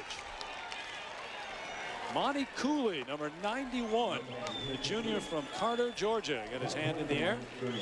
One of the first things they teach defensive linemen on when they get to college and in the pro levels, as soon as the quarterback raises the ball up, get your hands up in the air. Even if you can't get to him, get your hands up in the air. You see Jason White right here getting ready to throw. Hands are coming up. Monty Cooley was able to get his hand up and bat that down. So Blake Ferguson on for his first punt of the game. First time that Oklahoma will have punted. Charles Sharon back deep, calling for the fair catch already, and this one traveling to the end zone. So they'll bring it out to the 20 after the 44-yard punt. Bowling Green taking over. 11:56 here in the third. Brent Venables, the co-defensive coordinator here at Oklahoma, trying to pump up the troops as they head out onto the field. He and Bo Pelini are the defensive coordinators. Pelini coming in. Remember, Mike Stoops was here. There was a lot of talk after he took the Arizona job. The last 2 games this season, last year, which Oklahoma lost, and Bob Stoops said that it's absolutely meaningless at that point, the fact that he was leaving. B.J. Lane ahead for a couple of yards. He'll get a rest, and P.J. Pope will come back in. And Coach Stoops talked about how Bo Pelini, it wasn't a great thing for him to come over. You know, they used to confer last year when he was at Nebraska because they didn't play each other. They ran the same defensive philosophy, and they said it's been a smooth transition with both guys being co-defensive coordinators. Batted down right at the line of scrimmage. Dusty Dvorak bats it down as we send it to New York and John Saunders. Terry, Michigan having a little bit of a struggle with Miami of Ohio, but trying to pull away. Josh Betts, they ruled out a fumble. It looked like his arm was going forward. Referee said it was coming back. Fumble recovery. They score Underwood's second touchdown, 17-0. Looks like you need instant replay on that one. Absolutely. So here it is 24-10. Bowling Green trying to get something going, and I believe it was Jackson who batted this down on the last play. Yeah, you get a look at Dan Cody coming from the outside. He had a great rush. Dusty Dvorak in there, and then Jackson gets his hands up and bats it down. This is kind of something that we expected to see from the Oklahoma defensive line. They said they feel like they have the best two defensive ends in football. Then obviously Dusty Dvorak all over the football field. Jackson making his 29th career start here at Oklahoma. A senior from Houston. Key third down to keep this drive alive for Jacobs. Had room to run, but throws back across the middle. Got his man, got a first down. So it's P.J. Pope out of the backfield, and they'll move the chains. And again, see the poise of Omar Jacobs. I mean, it is unbelievable. Omar sat and told us yesterday, we said, are you nervous at all? He said, no, I thought I'd be nervous, but I feel good, and I'm not going to be nervous tomorrow. And I was like, we'll see. But obviously, he was right. I mean, look at Omar just avoiding the sack now. Instead of running the ball, trying to figure out where he can throw it. It takes years to teach guys that in the NFL, and I'm really surprised in his first start in this situation that he's already kind of got a great grasp of that. Gain of 14, 1st and 10, quick out. There's Magner who lost it out of bounds. They've gained a little bit, up to about the 43, maybe the 44-yard line. Third catch for Cole Magner on the afternoon. You look at Omar Jacobs right here. He's got guys coming him. Obviously, we talked about Oklahoma's defensive line being good. Rufus Alexander, he's all over the place today, but Omar sits in there, knows he's going to get hit, delivers a great throw. Jacobs is a big guy, and they list him at 6'4", 224. Normally, guys look smaller when you meet them. Right. Yesterday, walking up to him, he looked even bigger. Honestly, I mean, 15, 20 pounds, this guy could be a tight end. Oklahoma showing blitz. They pull it back. Jacobs over the middle, too strong for the intended receiver. Magner was there, but Jacobs just drilled it that time. That's rare because Cole Magner is one of the guys on his football team. He usually catches everything that comes near him. Magner, the senior from Palmer, Alexander, kind of a beach ball, a surfer dude from Alaska. Got the long, blonde, flowing hair. A surfer dude with 99 catches and 1,200 yards receiving last year. Free spirit. 3rd and 7. 5 receivers over the middle, and again behind his intended receiver. A little bit too hard that time, too. Rodney Poole on the coverage. Seemed like there was miscommunication there between Jacobs and his wide receiver and Steven Sanders. Sanders broke down when I think Jacobs thought he was going to keep coming across the middle. Instead, Sanders kind of stopped in the hole right there. Sanders maybe reading the defense and going to the open spot. I mean, it wouldn't have been a bad throw either way. If Sanders would have just sat down, Omar Jacobs would have connected, they would have had a first down. I think that's what Jacobs was thinking, that he was just going to sit in the hole. There was the man. Perkins back deep. They got in there quickly. Here comes Antonio, going to get a chance. Line drive punt coming back across the field. He's got a lane. Perkins to midfield. Got one man to beat, who drives him out of bounds at the 32. It was the punter Fry who ran Perkins out as he was looking for yet another return for a touchdown. This is pretty amazing to me, Terry, because Coach Brandon said yesterday there was no way he was gonna punt to him. He said there's no way. He said, I'm not crazy. We're not gonna do it. We saw what he did to UCLA. We're not gonna punt to Antonio Perkins, and now we see him not only this return, but he had a return before that. Yeah, I actually said I'm not crazy. I'm crazy, but I'm not stupid. He said, and he said, there's no way we're going to do it. Well, they've done it all but one time, and it was Fry who ran him out of bounds, a 37-yard punt, but he brought it back 44 yards. And remember what happened last year. He had 4 of them, 3 in one afternoon against UCLA. And Jamal, they just kept saying, well, we're going to punt it to him. We think we can stop him. Exactly. And they couldn't. No, I just didn't understand it. I mean, not just avoiding one person, bob and weave and spinning around, trying to do anything he can to get open. Always in the end zone at the end of the play, and it's dangerous. Anytime you got a guy that talented, you got to punt away from him, you got to punt to the corner of the field so you can try to get your guys over, and he has nowhere to run. 7 returns for touchdowns in his career. 1 away from the NCAA record. Quickly, we send it to New York and John Saunders.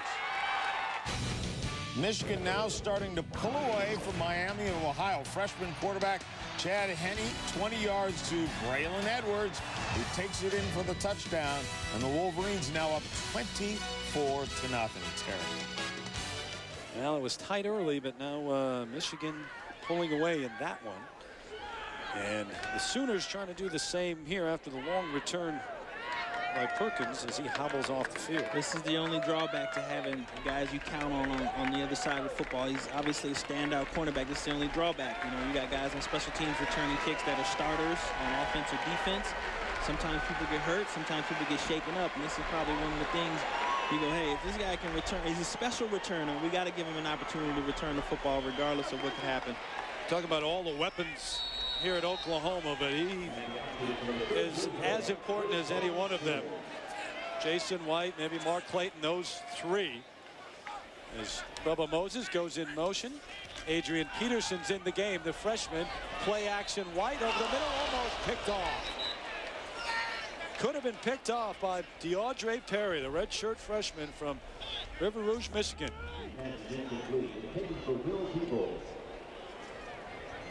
Yeah, DeAndre Perry staying with his guy. He had great coverage there. Hey, Jason White threw it just a little bit behind him, but he had an opportunity to get both hands on that football. Crosley on the pressure. That's the thing. You can't let Jason White just sit back there. This guy's going to pick you apart. You got to keep somebody in his face. You got to put him on the ground.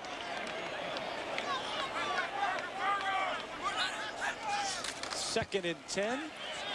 Peterson powering his way inside the 30 to about the 27-yard line. Adrian Peterson, the freshman, we talked about him, the #1 high school player in the country.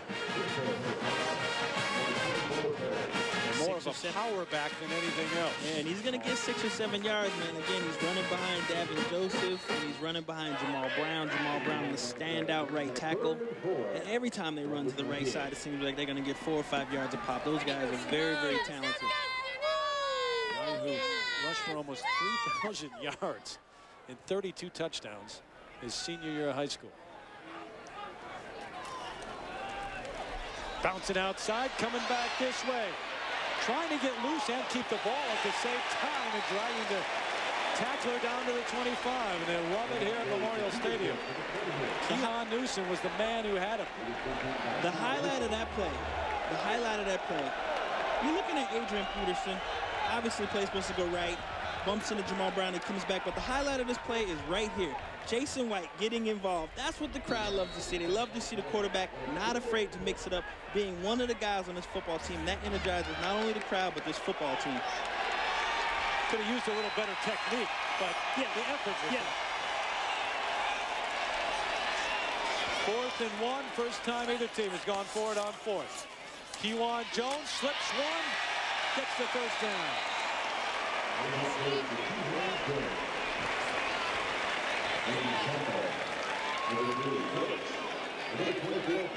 So Jones over 100 yards for only the 2nd time in his career. And at the conclusion of today's game, reminder, we'll select a Chevrolet player of the game from each team. Chevrolet will make a $1,000 contribution to each university's general scholarship fund. And certainly Kewan Jones, one of the candidates for player of the game. They're going to bring out the chains, actually. Looked initially like he got it easily, and he did get it, but it wasn't by much. We're getting an example of what Kevin Wilson was telling us, the co-offensive coordinator. He said, you know, Kewan Jones, he backed up a great running back before. He backed up Quentin Griffin. He said, we don't know if he was totally ready. He didn't understand the commitment to be the starting running back, and he had the injury, so he lost a lot of weight. Now we can see he's totally prepared. He's a veteran. He's busted his butt in the offseason to be prepared and try to run the ball, and it's showing today. And you know, as a great running back, that when you start the season and the coach says, it's yours, this is your job, it makes a big difference. DJ Wolf in right now, tailback. White to the end zone. Touchdown, Oklahoma. catch from Jason White.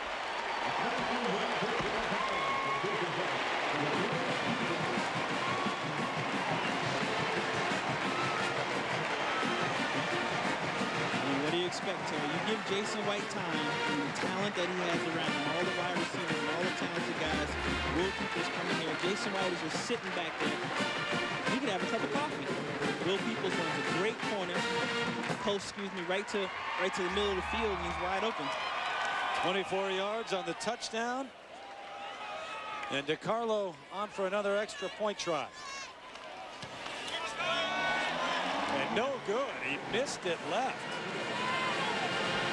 We gotta have some flaw, Terry. They're doing so many things well. We gotta have one flaw.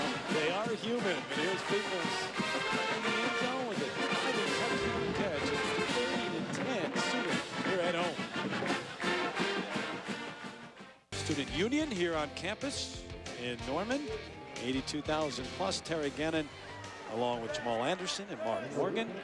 Touchdown a moment ago to Will Peoples. It is 30-10. Take another look here, Jamal. I stand corrected, Terry. This is a great pass. Will Peoples makes a great move. Jason White throws a great pass on the inside. He stretches out for that. Props to Will Peterson. Props to Jason White. I thought he was wide open, but it was a great pass. The cornerback recovered well. Peoples, the senior out of Humboldt, Texas, hitting his 14th, or has started 14 times in his career. And here's a guy who topped off that 5-play drive. But if you're Bowling Green, you know, you see your defense, especially that defensive line, not putting any pressure on Jason White on the field for a long time on what is a 90-degree day, not as hot as it could be this time of the year here in Norman, but it's not a good sign. E.J. Lane, Cole Magnet back deep. Eddie Lane from his own goal line.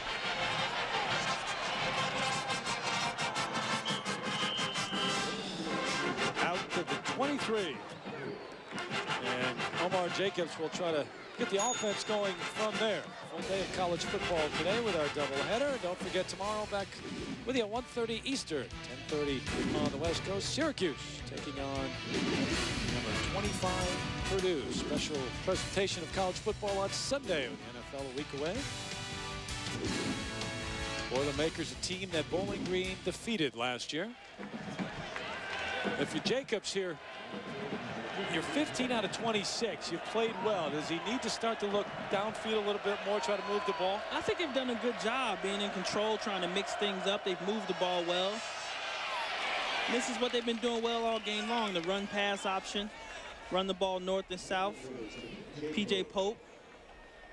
But I think you do the same things that you've been doing with Omar Jacobs. I think you have to take shots downfield to keep the defense honest, or Oklahoma's just going to continue to stack everybody inside the box.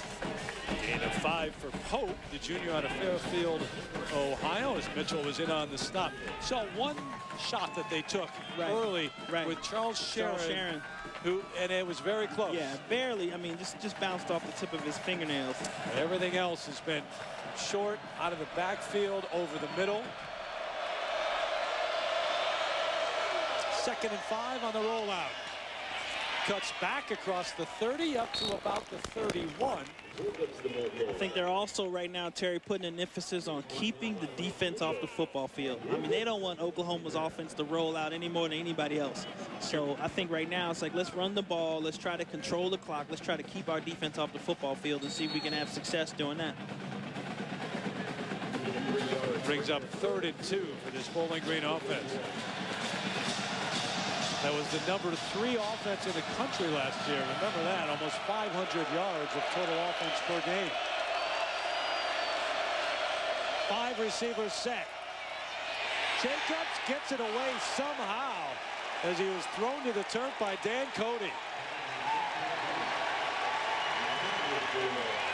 So Cody forces the errant pass, but how strong is Omar Jacobs, too, Jamal? Yeah, he's really strong. But, I mean, this is something honest. Quite frankly, Terry, I thought we would see earlier. Dan Cody makes a great move, pushing the tackle out the way and gets underneath. And Omar Jacobs still able to stand in there and try to deliver a pass. Because Dan Cody's one of the best defensive ends in the country. Cody almost had his 16th career sack.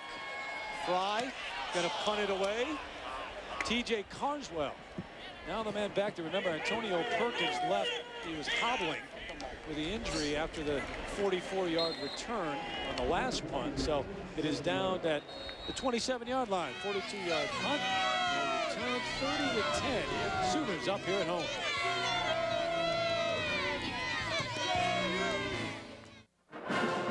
Back live here in Norman, Oklahoma. Some clouds beginning to roll in. It's been a beautiful day, though. Terry Gannon, Jamal Anderson, and Mark Morgan. Number 2 Oklahoma taking on Bowling Green. 30-10 your score. Jason White having a field day again, Jamal. No question about it, Terry. And this is the only time you want your quarterback to get all C's.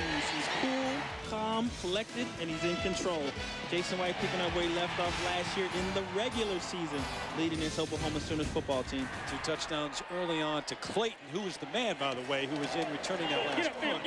Perkins, who was injured. I incorrectly misidentified him, but there's Bradley, the quick out, knocked out of bounds. So Jason White, you talk about picking up where you left off. He wants to do more than that, because remember where they left off last year with the 2 losses at the end of the year. And again, the players have talked about how that's such a motivation. That's why I say regular season, because nobody. I mean, he's the guy. It's like, hey, I know what happened those last 2 games. You don't have to remind me. That's why I'm back here to win some football games. And not only with 10 starters back, but young tailbacks too. And here's one of them. Peterson just dropped it and knocked it out of bounds. Well, if you drop it, you know, he was thinking quickly. He made sure he got out of bounds. Batted the ball out of bounds. Jason White pitched it back real hard. I'd probably have a word with Jason when I got back to the huddle. Like, hey, you don't have to pitch it that hard. Do you remind your quarterback often about those things? If we were running an option, and sometimes the thing about an option, you know, everybody thinks it's such an easy play, but the separation between the quarterback and the running back is critical to the success of that play. Like, how far apart are they from how hard the quarterback pitches the ball? Is that something in the first game of the season that would maybe be apparent? Well, especially with a young guy like Peterson. You know, he's a true freshman. On the roll, Bradley, the intended receiver, but incomplete. Again, Bowling Green dodged the bullet there because Mark Bradley was out there in the flat by himself. Teddy Pipko, the outside linebacker, in there on the pressure. So White will come to the sideline, bring it up 4th down. Second punt of the afternoon for Oklahoma. Blake Ferguson back to punt. There's Charles Sharon at his own 23.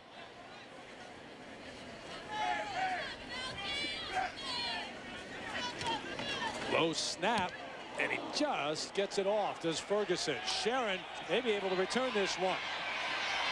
Not this way, though. Crimson and green jerseys swarming over him at the 30. Boy, how quick was the coverage? A 46-yard punt, but just a 4-yard return. Not just the coverage, Terry. My coach Frank Gant used to always tell us, he who second guesses himself is lost. Charles Sharon did a great job of going upfield. You see the pressure right here on the punter. Kind of got lucky pulling up right there. Certainly did.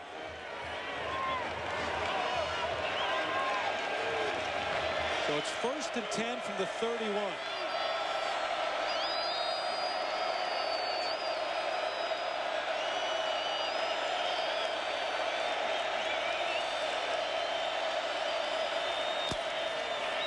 Loud once again, but Cole Magna with a catch over the middle. Smart.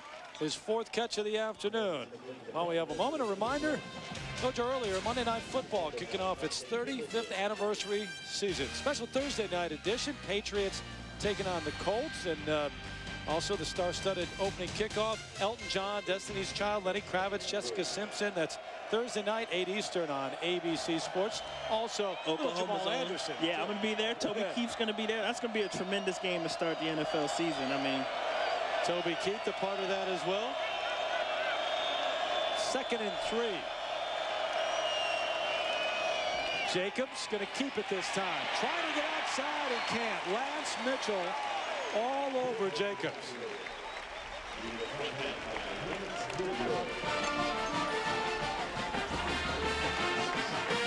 Get a look at Jacobs here. Decides to keep it, and Lance Mitchell, a guy that Brent Venables told us is by far the best tackler that they've had here since their time in Oklahoma. I mean, they've had tremendous defensive players, so that's saying a lot about a guy who missed last season. Look at the numbers from 2002 before he missed last year. And 9 tackles already this afternoon in this game for Mitchell.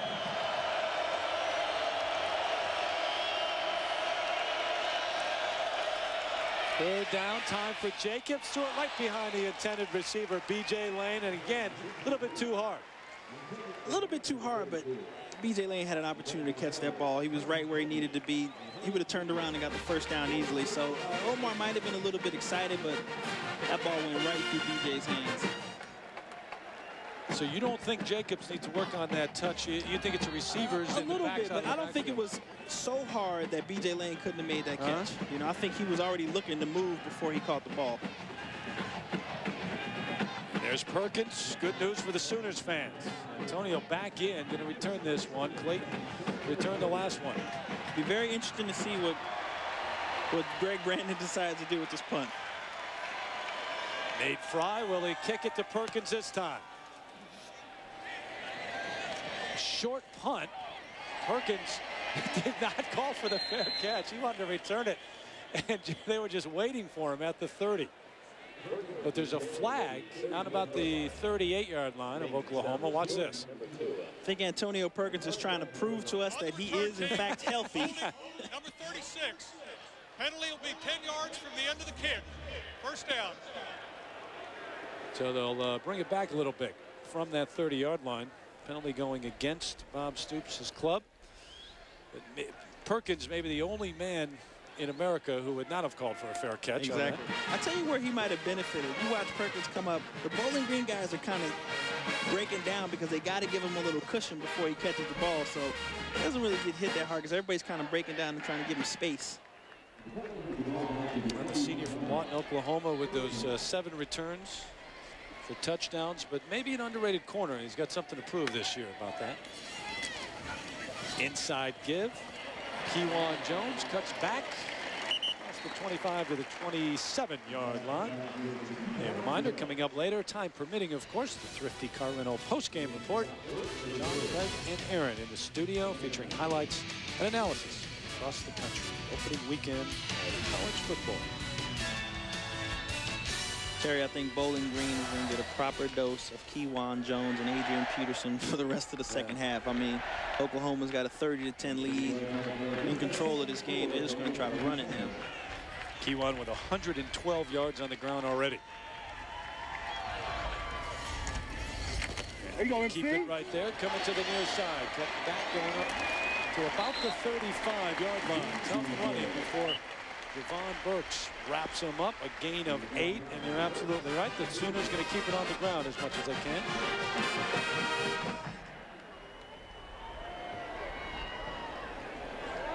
I mentioned the opening weekend of college football. Some changes this year to Jamal, including the BCS and how it works. Getting rid of the strength of schedule. And, we talked to Bob Stoops about that. They went out and got Oregon on their schedule to strengthen their schedule, which is the 3rd game of the year, and now the BCS does away with that part of the stand. It's just the polls now. And it wasn't just Oregon. This Bowling Green game, they had a choice between Arkansas State and another lesser opponent, and they chose Bowling Green because Bowling Green looked like they would be the better team at the time, which they ended up being. And now Stoops is like, we don't need either one of these teams. He says, it matters a little bit, but it doesn't. Certainly matters in the minds of the pollsters, especially, I think. And it matters to the Utah Nation. Yes, we started off with a very, very good win the other day. Congratulations on Thursday night. J.D. Runnels, by the way, the man down right now. And I think, as much as anything, a late loss, the timing of your loss may really be even more important now as well in BCS. 145 yards, you see there. Talking about a stat that people probably wouldn't expect to see from Oklahoma. 145 yards rushing, 30 or so carries.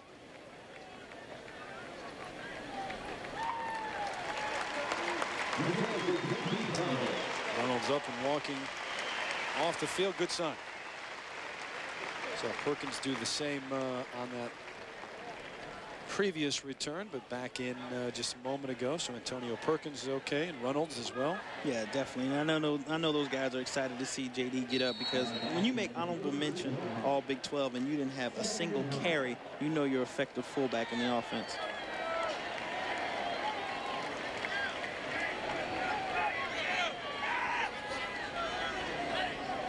Second down from the 36. Quick drop, quick throw. Clayton could not hold on, and we send it to John Saunders for an update on Cal Air Force right now in New York. John? Well, Cal adding to a big lead. Aaron Rodgers is going to hook up with Chase Lyman. This one covers 78 yards. Perfect strike, wide open, takes it the rest of the way for the touchdown, and Cal's lead now is stretched up to 35-14. Cal getting a lot of talk and a lot of notice out in the Pac-10 this year, and I know my man, being a Utah guy, likes to see that score. Not just that, my cousin's a starting center for Cal, so I'm real excited to see that score. Wide open over the middle. Brandon Jones across midfield, inside the 40, dragging tacklers down to the 35. A gain of 29. He had no one near him. No, and when you got a guy like Brandon Jones who had 5 catches of 45 yards or more, you can't leave him wide open like that. Again, Jason White with a lot of time. Brandon Jones coming across the middle. The guy is so big and so strong. Look at him. There's 3 guys from Bowling Green who are on him, and he's still running for yards. He got 3 catches already this afternoon. He had 46 last year. They 6'3", 214. First down at the 35, just outside the 35-yard line. Peterson, the freshman, cutting back. He's going to get there. First touchdown of his career, Adrian Peterson. It's what the Sooner faithful have been waiting for.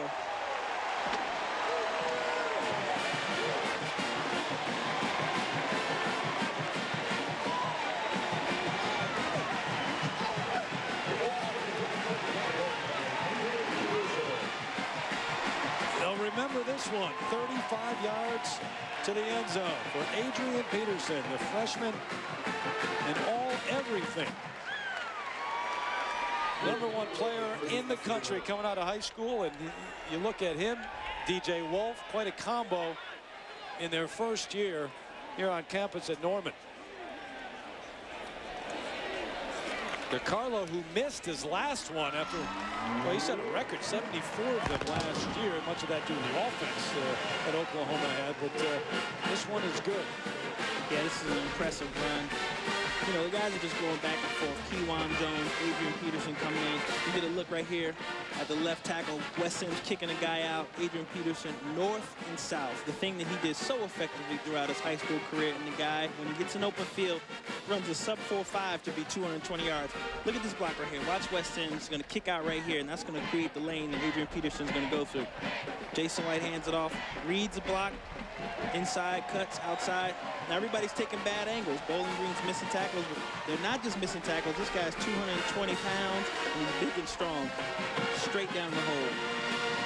Yeah, he's going to make a lot of people miss tackles throughout his career here in Norman. The thing is, there was some question about him because he just hurt his shoulder in early August, whether or not he was going to be prepared. You know, they said, yeah, we've done 907s, and he's maybe got 90% contact, but not. He hasn't been tackled. He hasn't been hit hard. He hasn't been, you know, a lot of guys have been jumping on top of him, the type of activity he's going to get in the game. So there was some question as to how healthy he would be.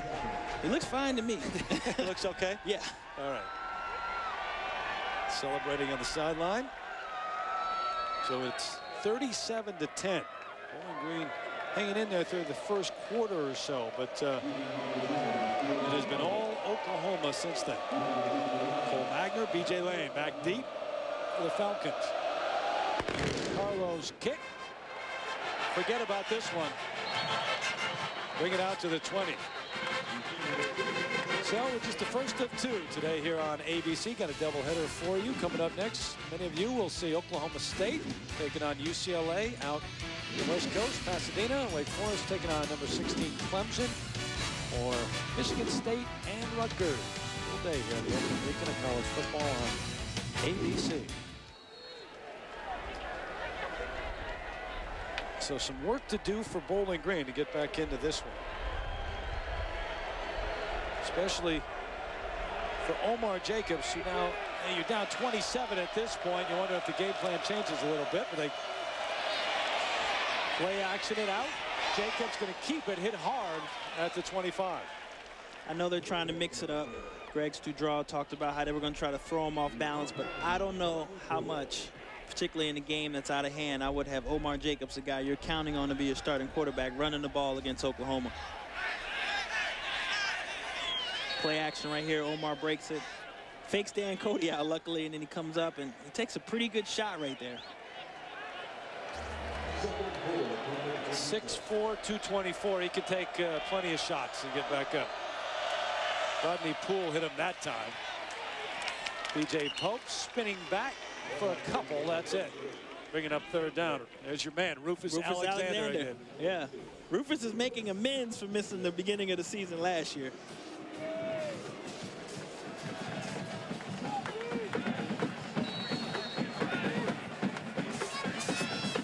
Oklahoma 370 yards total offense. There's the statistic, Terry, the rushing yards.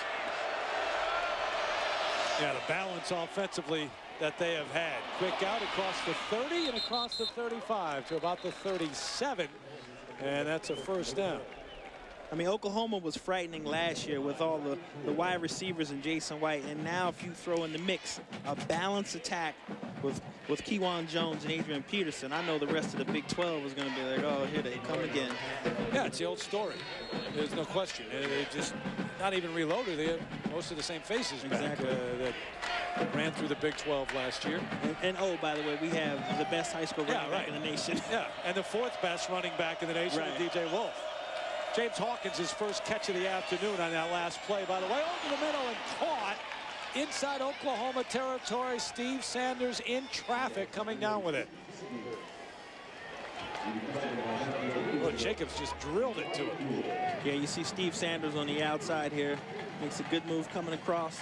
Excuse me, he's in the slant position. Jacobs, hey, 3 guys around. You got to throw the ball hard, and you got to get it in the hole. Give Sanders credit, too. He's just waiting for Nicholson to just pop it. So they move across midfield for the first time in a while. Throw underneath down to about the 39. P.J. Pope out of the backfield with the catch. Sooners defensive line kind of pinning their ears back now. You see Omar Jacobs getting hit a lot more, picking himself up from off the ground. Alexander on the hit again, but Pope coming out of the backfield, I mean, it gives you a lot of options because not only did he gain over 1,000 yards last year, but here's a guy who caught 48 passes. Last play perhaps, the third. Jacobs on the run, throwing back. And where the intended couldn't quite get up in the air to get it. The funny thing about that play, Terry, I was just about to say how quiet Cole Magner has been, the guy they relied upon so much last year. Then they do a rollout here and get Cole Magner in the slot. And he's by himself, but Jacobs throws it just a little bit too high. Magner 4 catches for 18 yards on the afternoon. 6'2" senior. And you talk to the coaches, and they say there's not a better, more fierce competitor than Magner on this team. Single season record last year, 99 catches, the all-purpose yards, over 1,500. So 3rd and 7. Jacobs on the run, thrown, and got a man inside the 20, out of bounds at the 16-yard line. Sanders with another catch, his 4th of the afternoon, and this a big one. This is exciting to see, too, for Bowling Green because they're down so much in this game. And then Omar Jacobs coming in, and you get a look at him. You see Steve Sanders break into the corner right here. That's a great pass. If Steve Sanders doesn't catch that, nobody does. And that's the type of position you want to see a wide receiver in. Gain of 23 on the play. Sanders back to the line of scrimmage. 4 receivers set on 1st and 10 from the 16. Crowd starting to get back into this one now. Inside give to Pope, looks for room, nothing doing. And Magruder was there first along with Dan Cody to wrap him up. So that's it. Here in the 3rd quarter, 37-10. Sooners on top. here at home. But Bowling Green moving the football close, perhaps, to scoring once again. Back with more in the fourth quarter after this message and a word from our ABC stations.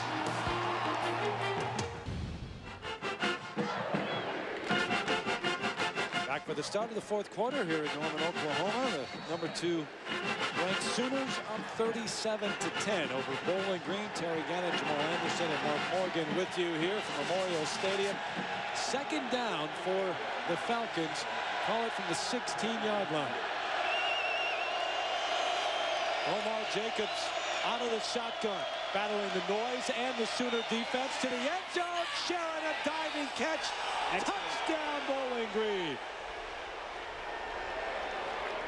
He had a couple of great adjustments on that play. He had Omar Jacobs. We talked about the poise coming in today. They had a blitz coming from his right side. Picked up the blitz. Yeah, Omar Jacobs just sat back there, and then Charles Sharon broke away for a great catch. You see P.J. Pope right here picking up the blitz on the right side. Omar has a lot of time, and when you give a guy like this time with the receivers that he has, you're going to connect. Sharon's second touchdown catch of the day. He beat Bassey that time to the corner of the end zone.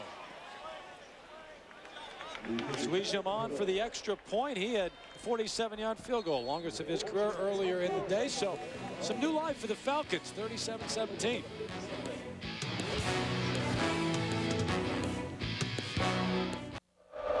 Look at the senior's reaction. Cole Magner after that last touchdown, telling his defense, get us the ball back. We can score on these guys. There's still time. And we'll see. 37-17, just under 15 to go in this one. Just started the fourth quarter. Rankin's back deep, about 7 yards, and he'll say, no, we're going to bring it back out to the 20, but an impressive strike from Jacobs out to Sharon. Yeah, Eric Bassey's no slouch at cornerback, but it was a great throw. Sharon stretches out and gets a little bit of separation on Bassey, and he got 7 points after the PAT. Yes, sir. I'm giving him points on the touchdown. Can't assume that. 16-yard touchdown catch for Sharon. His first one of the day was an 18-yard, so he's got a couple this afternoon. Now Jason White, leading the Sooner offense, back on the field.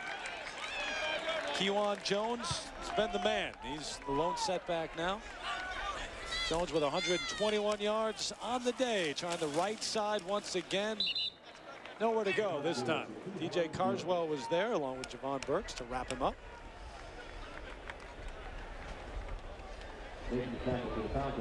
So on this opening weekend of college football here in Norman, Oklahoma, Terry Gannon, Jamal Anderson, Mark Morgan, number 2, Oklahoma, getting a test early against Bowling Green, but then pulling away, and the Falcons coming back. Pacific Life game summary. Take a look at some of the highlights from today. Will Peoples, the touchdown catch, and then the youngster Adrian Peterson, to the delight of 82,000 fans who have waited all summer to watch this guy play, to the end zone for the last Sooner touchdown. Quick out to Jones and run out of bounds up at the 29, about a yard shy of the first down.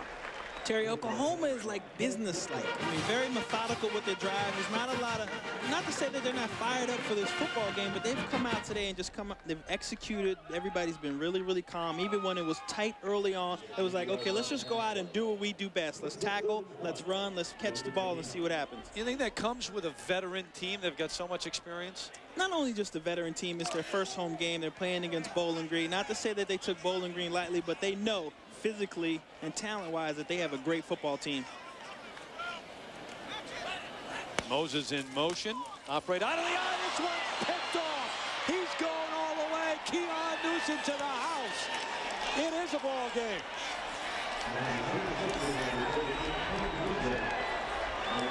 Ted Beckman talked about it yesterday. He said, hey, the center of my defense, the most important position on the football field is Kejuan Newsom. He said, he's my strong safety. I wanted to build the core of my team from the center on out. Look at him now. Kejuan Newsom bringing it back 28 yards. Boy, he read it perfectly. Look at the anticipation. Keeps his eyes on Jason White. Jason kind of just throws it out to the flat. Kejuan breaks on it well. So just like that, you know what, Cole Magner, they didn't give the ball back to the offense. Right. They took it one better. So Sweesham, the extra point, after the interception and the return from Newsom, the star of the defense, and it's 37-24. Some nervous people here at Memorial Stadium. And a good play just a moment ago. Keon Newsom with the interception, perfect read, taking it back all the way. So it's 37-24. Bob Stoops and Oklahoma closer than most expected it to be. Brandon's club hanging in. Williams kick. This one all the way out of the end zone. They'll bring it out to the 20. We go to New York. Check in with John Saunders for a Michigan update. John? Well, we told you that they had to start the freshman quarterback, Chad Henne. Well, when you got this guy, you can start just about anyone. Braylon Edwards goes up, juggles it. That's his second touchdown reception of the day, 36-10. Interchangeable parts in Michigan. Jamal, take a look at the great read for Newsom. Look at Newsom's eyes, following White the whole time, makes a great read, picks it off. Hey, that's what the best player on the defense is supposed to do. Coming back this way, first play of this drive. It's Clayton with the carry and hit hard out of bounds at the 22. New life for Bowling Green and some new enthusiasm right now. You can hear it right there. I mean, when Clayton comes around and Terrell Mayberry makes a good stick on him, these guys are fired up right now. Look at the points off the turnover. Oklahoma off the 2 turnovers. But some key one, you know, Bowling Green with the key one early on.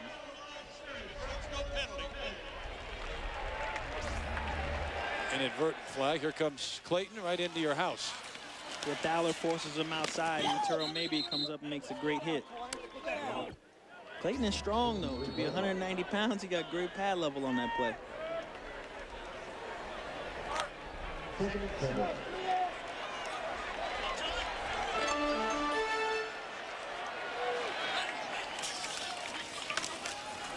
Jones, look. Swarming defense for Bowling Green. Quick hit. Evan Parks, the sophomore out of Libertyville, Illinois, the defensive end who made a number of freshman All-American teams along with Javon Burks in on the stop. And now 3rd down and 5, and I mean there's 13:35 and counting left in the game. Right. Bowling Green, the defense, they're not in huddle. They're waiting to see what the call is going to be, see how to get themselves in position to make a stop right here.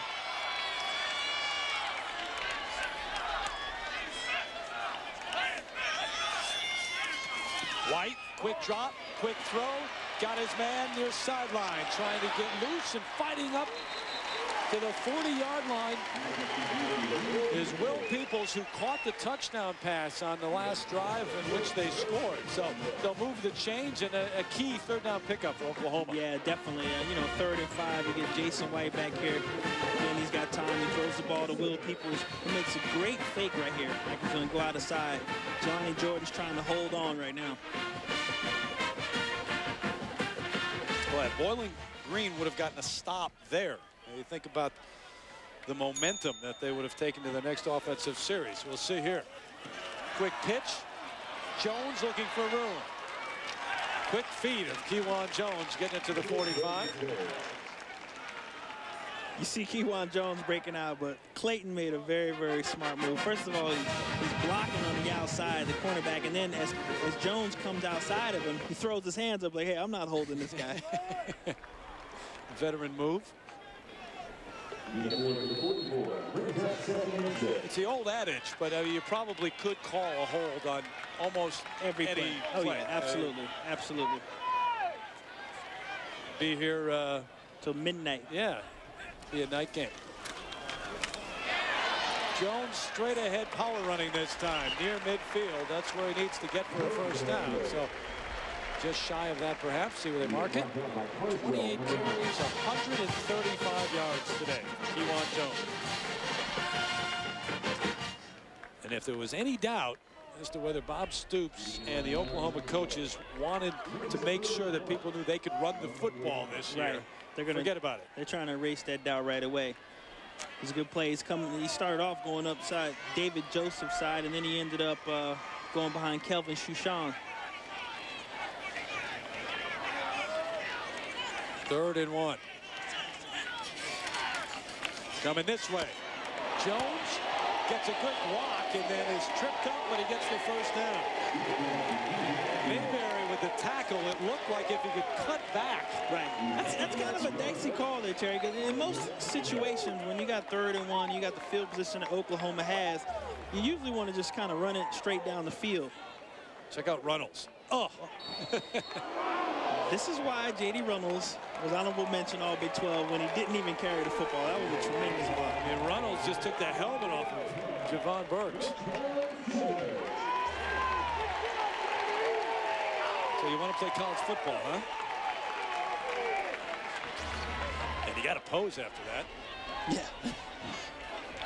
So it's 1st and 10. They move the sticks once again. Inside give. Jones ahead for a couple. Keeping it on the ground every play right now. And using up clock. Don't forget, it's the first of 2 here on ABC today. Many of you will see Oklahoma State taking on UCLA. The Bruins out west. And got Wake Forest against Clemson out of the ACC. Michigan State Rutgers. Your lineup. The next game here on ABC Sports Championship Television. Just getting underway. 2004 college football season. The last game will be, of course, at the Orange Bowl, and that's what the Sooners have been looking forward to. Making a run at their 8th national championship. Balanced offense today on this drive. It's all on the ground. Adrian Peterson this time. That's the thing that's going to be scary about this football team this year, Terry. I mean, last year you had Kewan Jones, who was the main guy, the feature running back. Now Kewan gets tired, or if they need to spell Kewan, they can bring in the guy who's the best running back in the nation, and Adrian Peterson. And he's already had a tremendous game so far. And then behind him, the number 4 guy, DJ Wolf. And you know where it all starts, though, too, with that veteran offensive line. And the quick strike, and then the Newsom return of the interception for a touchdown. And this drive is just taking the strength and the life out of the Bowling Green defense. On the run, White looking for room to run. That's the 35 to the 34. This is that new mobility they talked about. Jason White finally being healthy, going through spring ball and all of summer camp, and that he was moving around and he was running wind sprints with the running backs and the wide receivers, and we were going to see more of this from Jason White this year. Rolls out, doesn't have anybody to throw to. He just tucks it and runs himself, gets a first down. Gain of 6, another first down, as you said. Yeah, last year, because of the injuries, and sometimes people forget that, preseason and whatnot, he couldn't go through the same agility drills. Not at all, and that's why they were in the option a lot. Not, excuse me, not the option, but where he was in shotgun a lot last year. Going to move up under center this time. Adrian Peterson, the lone setback, tripped up, falls ahead. Gain of 1, maybe 2 on the play. Bringing up 2nd down. Loads of injuries. It was the story of his career early on. You go back to 2001 and watch as he hobbles out of bounds. Ended up having 2 ACL surgeries. This one against Alabama, of course, September 7th, 2002. And Sooner fans remember those well. And coming back and getting a 6th year from NCAA this year. Yeah, here is injury, the strained back, the wrist, ACLs, broken big toe at the end of last year. I know a little bit something about these 2 things, Terry. The ACL. Yeah.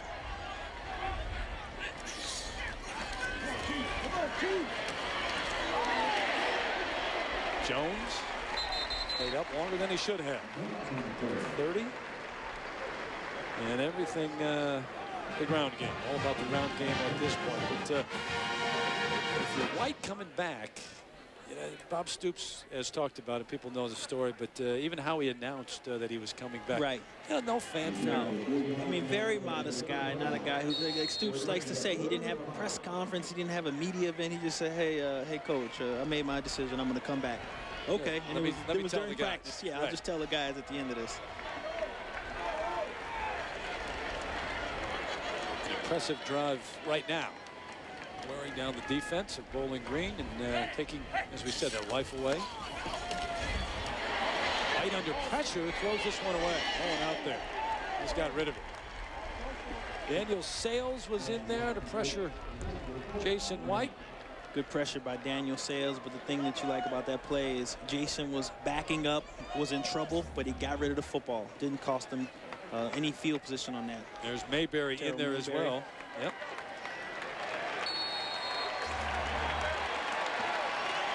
So 4th, and we'll call it 5. And there's White.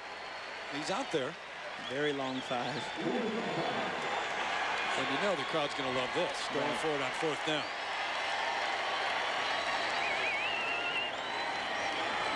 Bringing Clayton to the near side, now back. White, here comes the blitz, going to flush him out of the pocket on the run. Throwing back. Did he catch it? Yeah, they call it a catch. John Finley, the tight end, and he barely caught it, but a great catch for Finley, his first of the afternoon. You get a look at Jason White rolling out. Doesn't look like anybody's there, and DeAndre Perry is all over him. It's a pretty good call, just too. dropped. That was a great catch. 9th different receiver this afternoon. So White's spread it around, and Finley, the redshirt freshman out of Arlington, Texas, getting his first catch ever for the Sooners. He's got a guy all over his back, and he's also fallen to the ground and get his hand underneath to make that catch. Keep his drive going. Is alive. A 13-point lead for the Oklahoma Sooners here with 7:15 left in the game. 84,319 the attendance today, so above the actual announced capacity of Memorial Stadium. It is a new stadium record. John Finley, the catch to keep the drive along. A moment ago, Kewan Jones fighting his way near the end zone, but there's a flag down as he's knocked out at the 1. Flag back at the 19. A running back's worst nightmare. All that effort to get down to the pylon, and you get up, and they're like, "You're coming back. You're coming back." Holding 55 on the offense. 10 yards from the previous spot. Repeat first down. You know what? Jamal Brown has thrown enough blocks to get touchdowns for Kewan Jones in his career that he'll accept this one.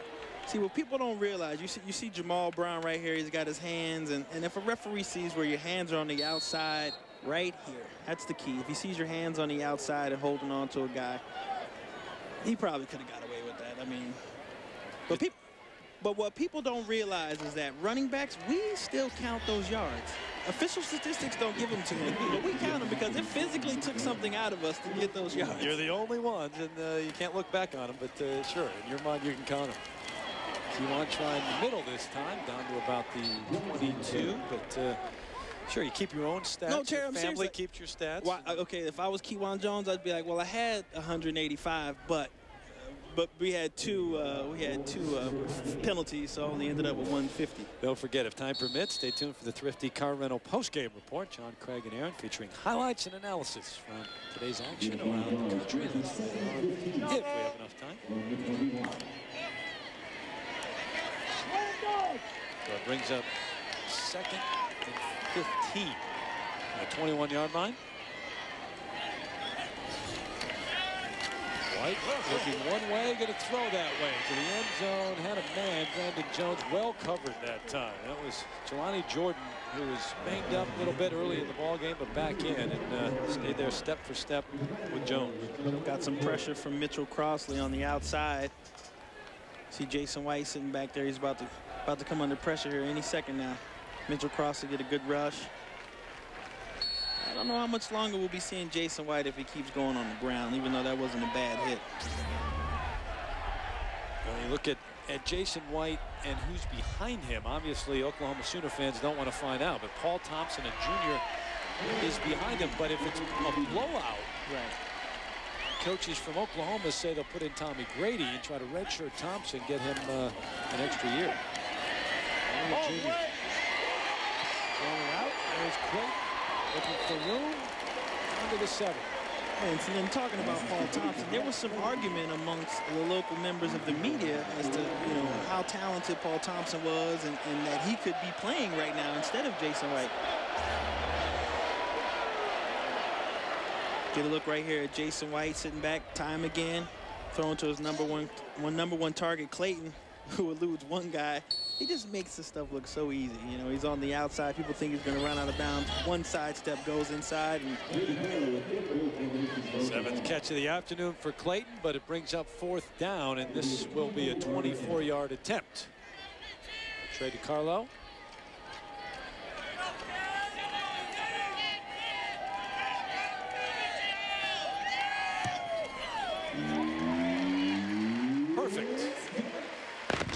they averaged nearly 50 last year, and the Sooners with 40 on the board right now. 5:07 left. It's 40-24.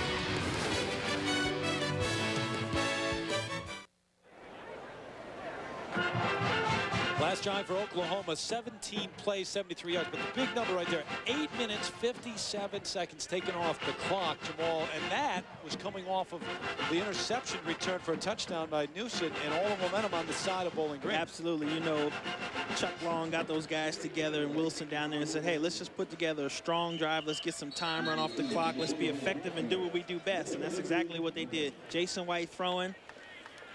Kewan Jones running the ball, Adrian Peterson running the ball, and they got 3 points out of it. That was mostly Jones. He's got 148 yards on the ground today and 239 in the air from White. Little pooch kick to the 22. Taken there, not much doing in the way of a return. Up ahead to about the 26-yard line. P.J. Pope, the man who caught it and returned it. And they have had some highlights offensively. No doubt about it. I mean, Bowling Green is a team with talented wide receivers, has a great safety in Keon Newsom. They can make plays. They did it last year on the football field. They just need more plays like this. They need an opportunity to make or create more turnovers and get the ball. And this guy right here, Omar Jacobs, is going to be the key to see what he can do in the next 5 minutes. It's connected twice with Charles Sharon in the end zone, and then you saw that return for a touchdown off the pick. Great read for Keon Newsom. First down to the air once again. This time almost picked off over the middle. Brandon Shelby had a great chance. We'll take a look at our Pontiac High Performance Drive summary. The last 5 possessions, all those punts and the 1 touchdown. Yeah, you can't win a football game doing that. Brandon Shelby is the guy who broke up that last play. Bo Pelini talked about how he's just a solid player. Says since he's come in, man, he's been one of the guys that he knows he can count on. You see him right there diving across the field to make a play.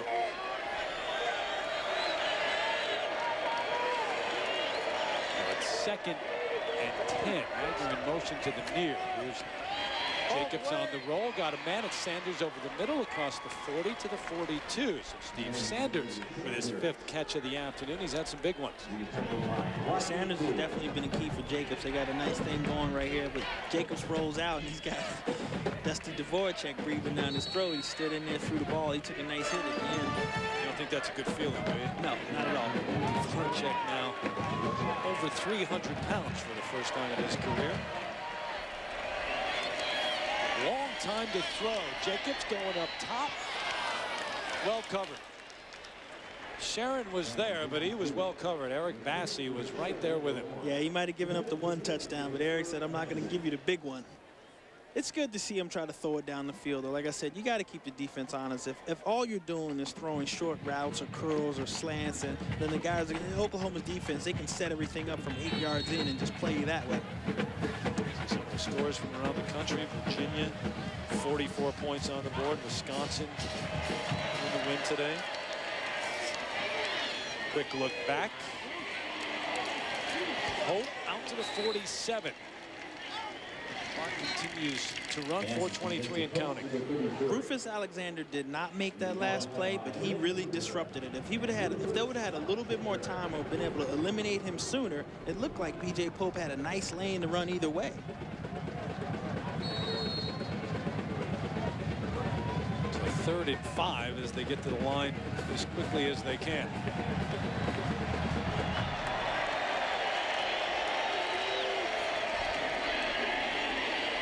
Jacobs throwing it away.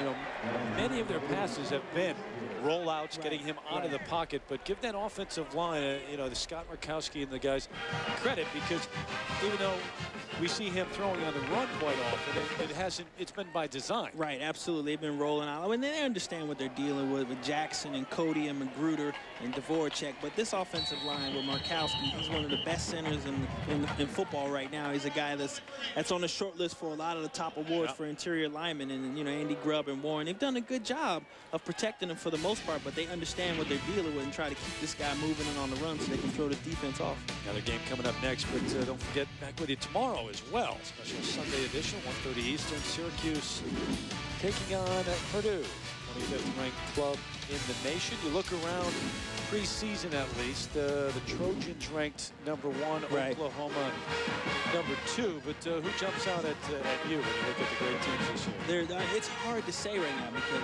you got UCLA and there's a couple other teams. UCLA not being one of the better teams in college Coming football. up next, They're yeah. coming up next, yeah. But USC is so good, Oklahoma is so good, and then you got all the teams in the state of Florida. I mean, that state is always going to be tough. You never know what's going to happen with Florida State and Chris Riggs. Obviously, Miami is going to be a tough team. It's really going to be hard to say, especially with them moving into the ACC right now. It'll be interesting to see the ACC, the changes that have been made. And, of course, that first game, Florida State and Miami, if you're not aware of it, right, where have you been? But it's been delayed a week, and it will be almost a week. It'll be on Friday night time on ABC. But because of Hurricane Francis, didn't think that they could get that in this weekend, and prudent thinking. So we got an update at halftime. Another team, too, the Bulldogs, Georgia. They're going to be a good team with Pollock and Green and quarterback. After the timeout, 4th and 5. Jacobs in the backfield along with Pope. Looking for Magner, got him, but he's not going to get there. Not even close. Wrapped up right away. Chijoke Onyenagetcha. First time we've called his name today, but we'll call it often over the years. There's no doubt. Junior college transfer out of it. As tenacious as Cole Magner is, there's no way with his back turn he's going to be able to get out of a tackle of two guys. Oklahoma played that well defensively. It was really sound, and we got our first chance to say Chijoke's name. You're not trying the last name, huh? No, You're I'm not even. giving it a shot? No. I told Coach Steve yesterday he's just going to be Chijoke to me. Thought my partner had some courage here. No, but this is. I mean, you're right that we're going to have to say his name a lot, particularly the Sooner football team, because this is one of the guys they say has prototypical size to be an NFL cornerback. So Jason White and the offense back out with 3:45 left in this one. Adrian Peterson, the freshman, gets the call over the right side. Remember, the last drive took almost 9 minutes off the clock, and they kept it on the ground for much of that. And I would imagine they'd like to keep it on the ground for much of this drive. It's big boys time right now. Yep. Offensive line and the running backs, you got to sit around. You got to run time off the clock. It's like, okay, this is our time just to wear a team down.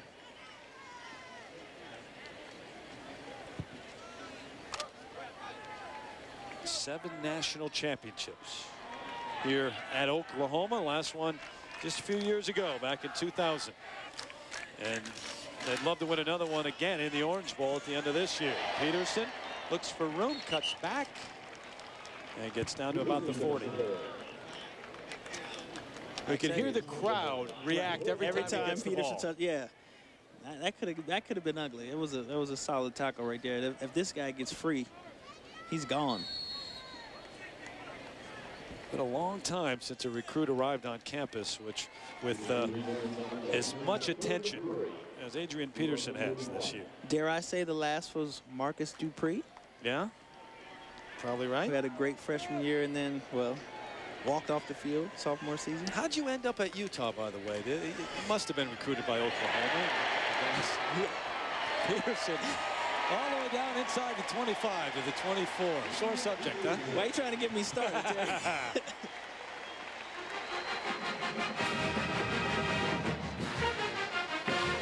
Gain of 17.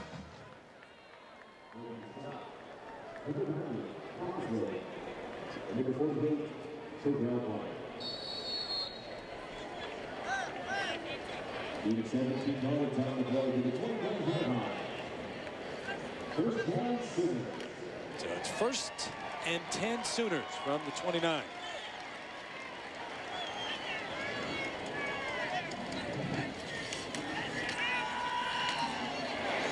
Ooh, just popped as soon as they got it. And off to Peterson.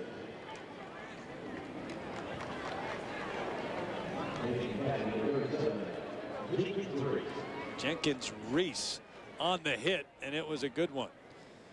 Well, today's Chevy players of the game.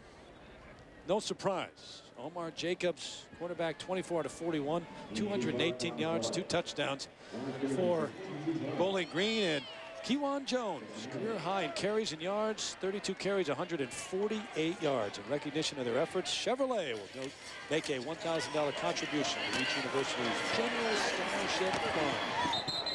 Peterson now in for Kewan Jones. Knocked out of bounds at about the 16. John Nicholson on the stop. I was surprised. You look at Kewan Jones, that in only one other game had he rushed for more than 100 yards. Right, yeah.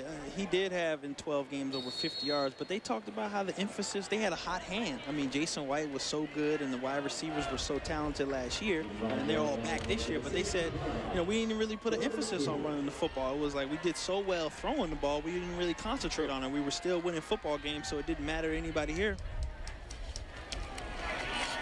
Peterson trying to get outside. Stays up after the initial hit, but knocked out at the 15.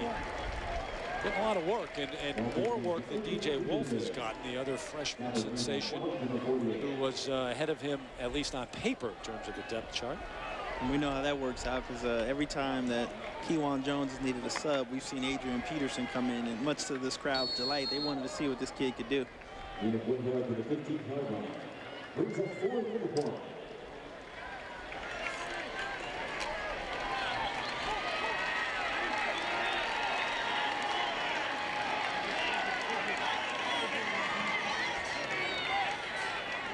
Sooners out of the eye, running this one out.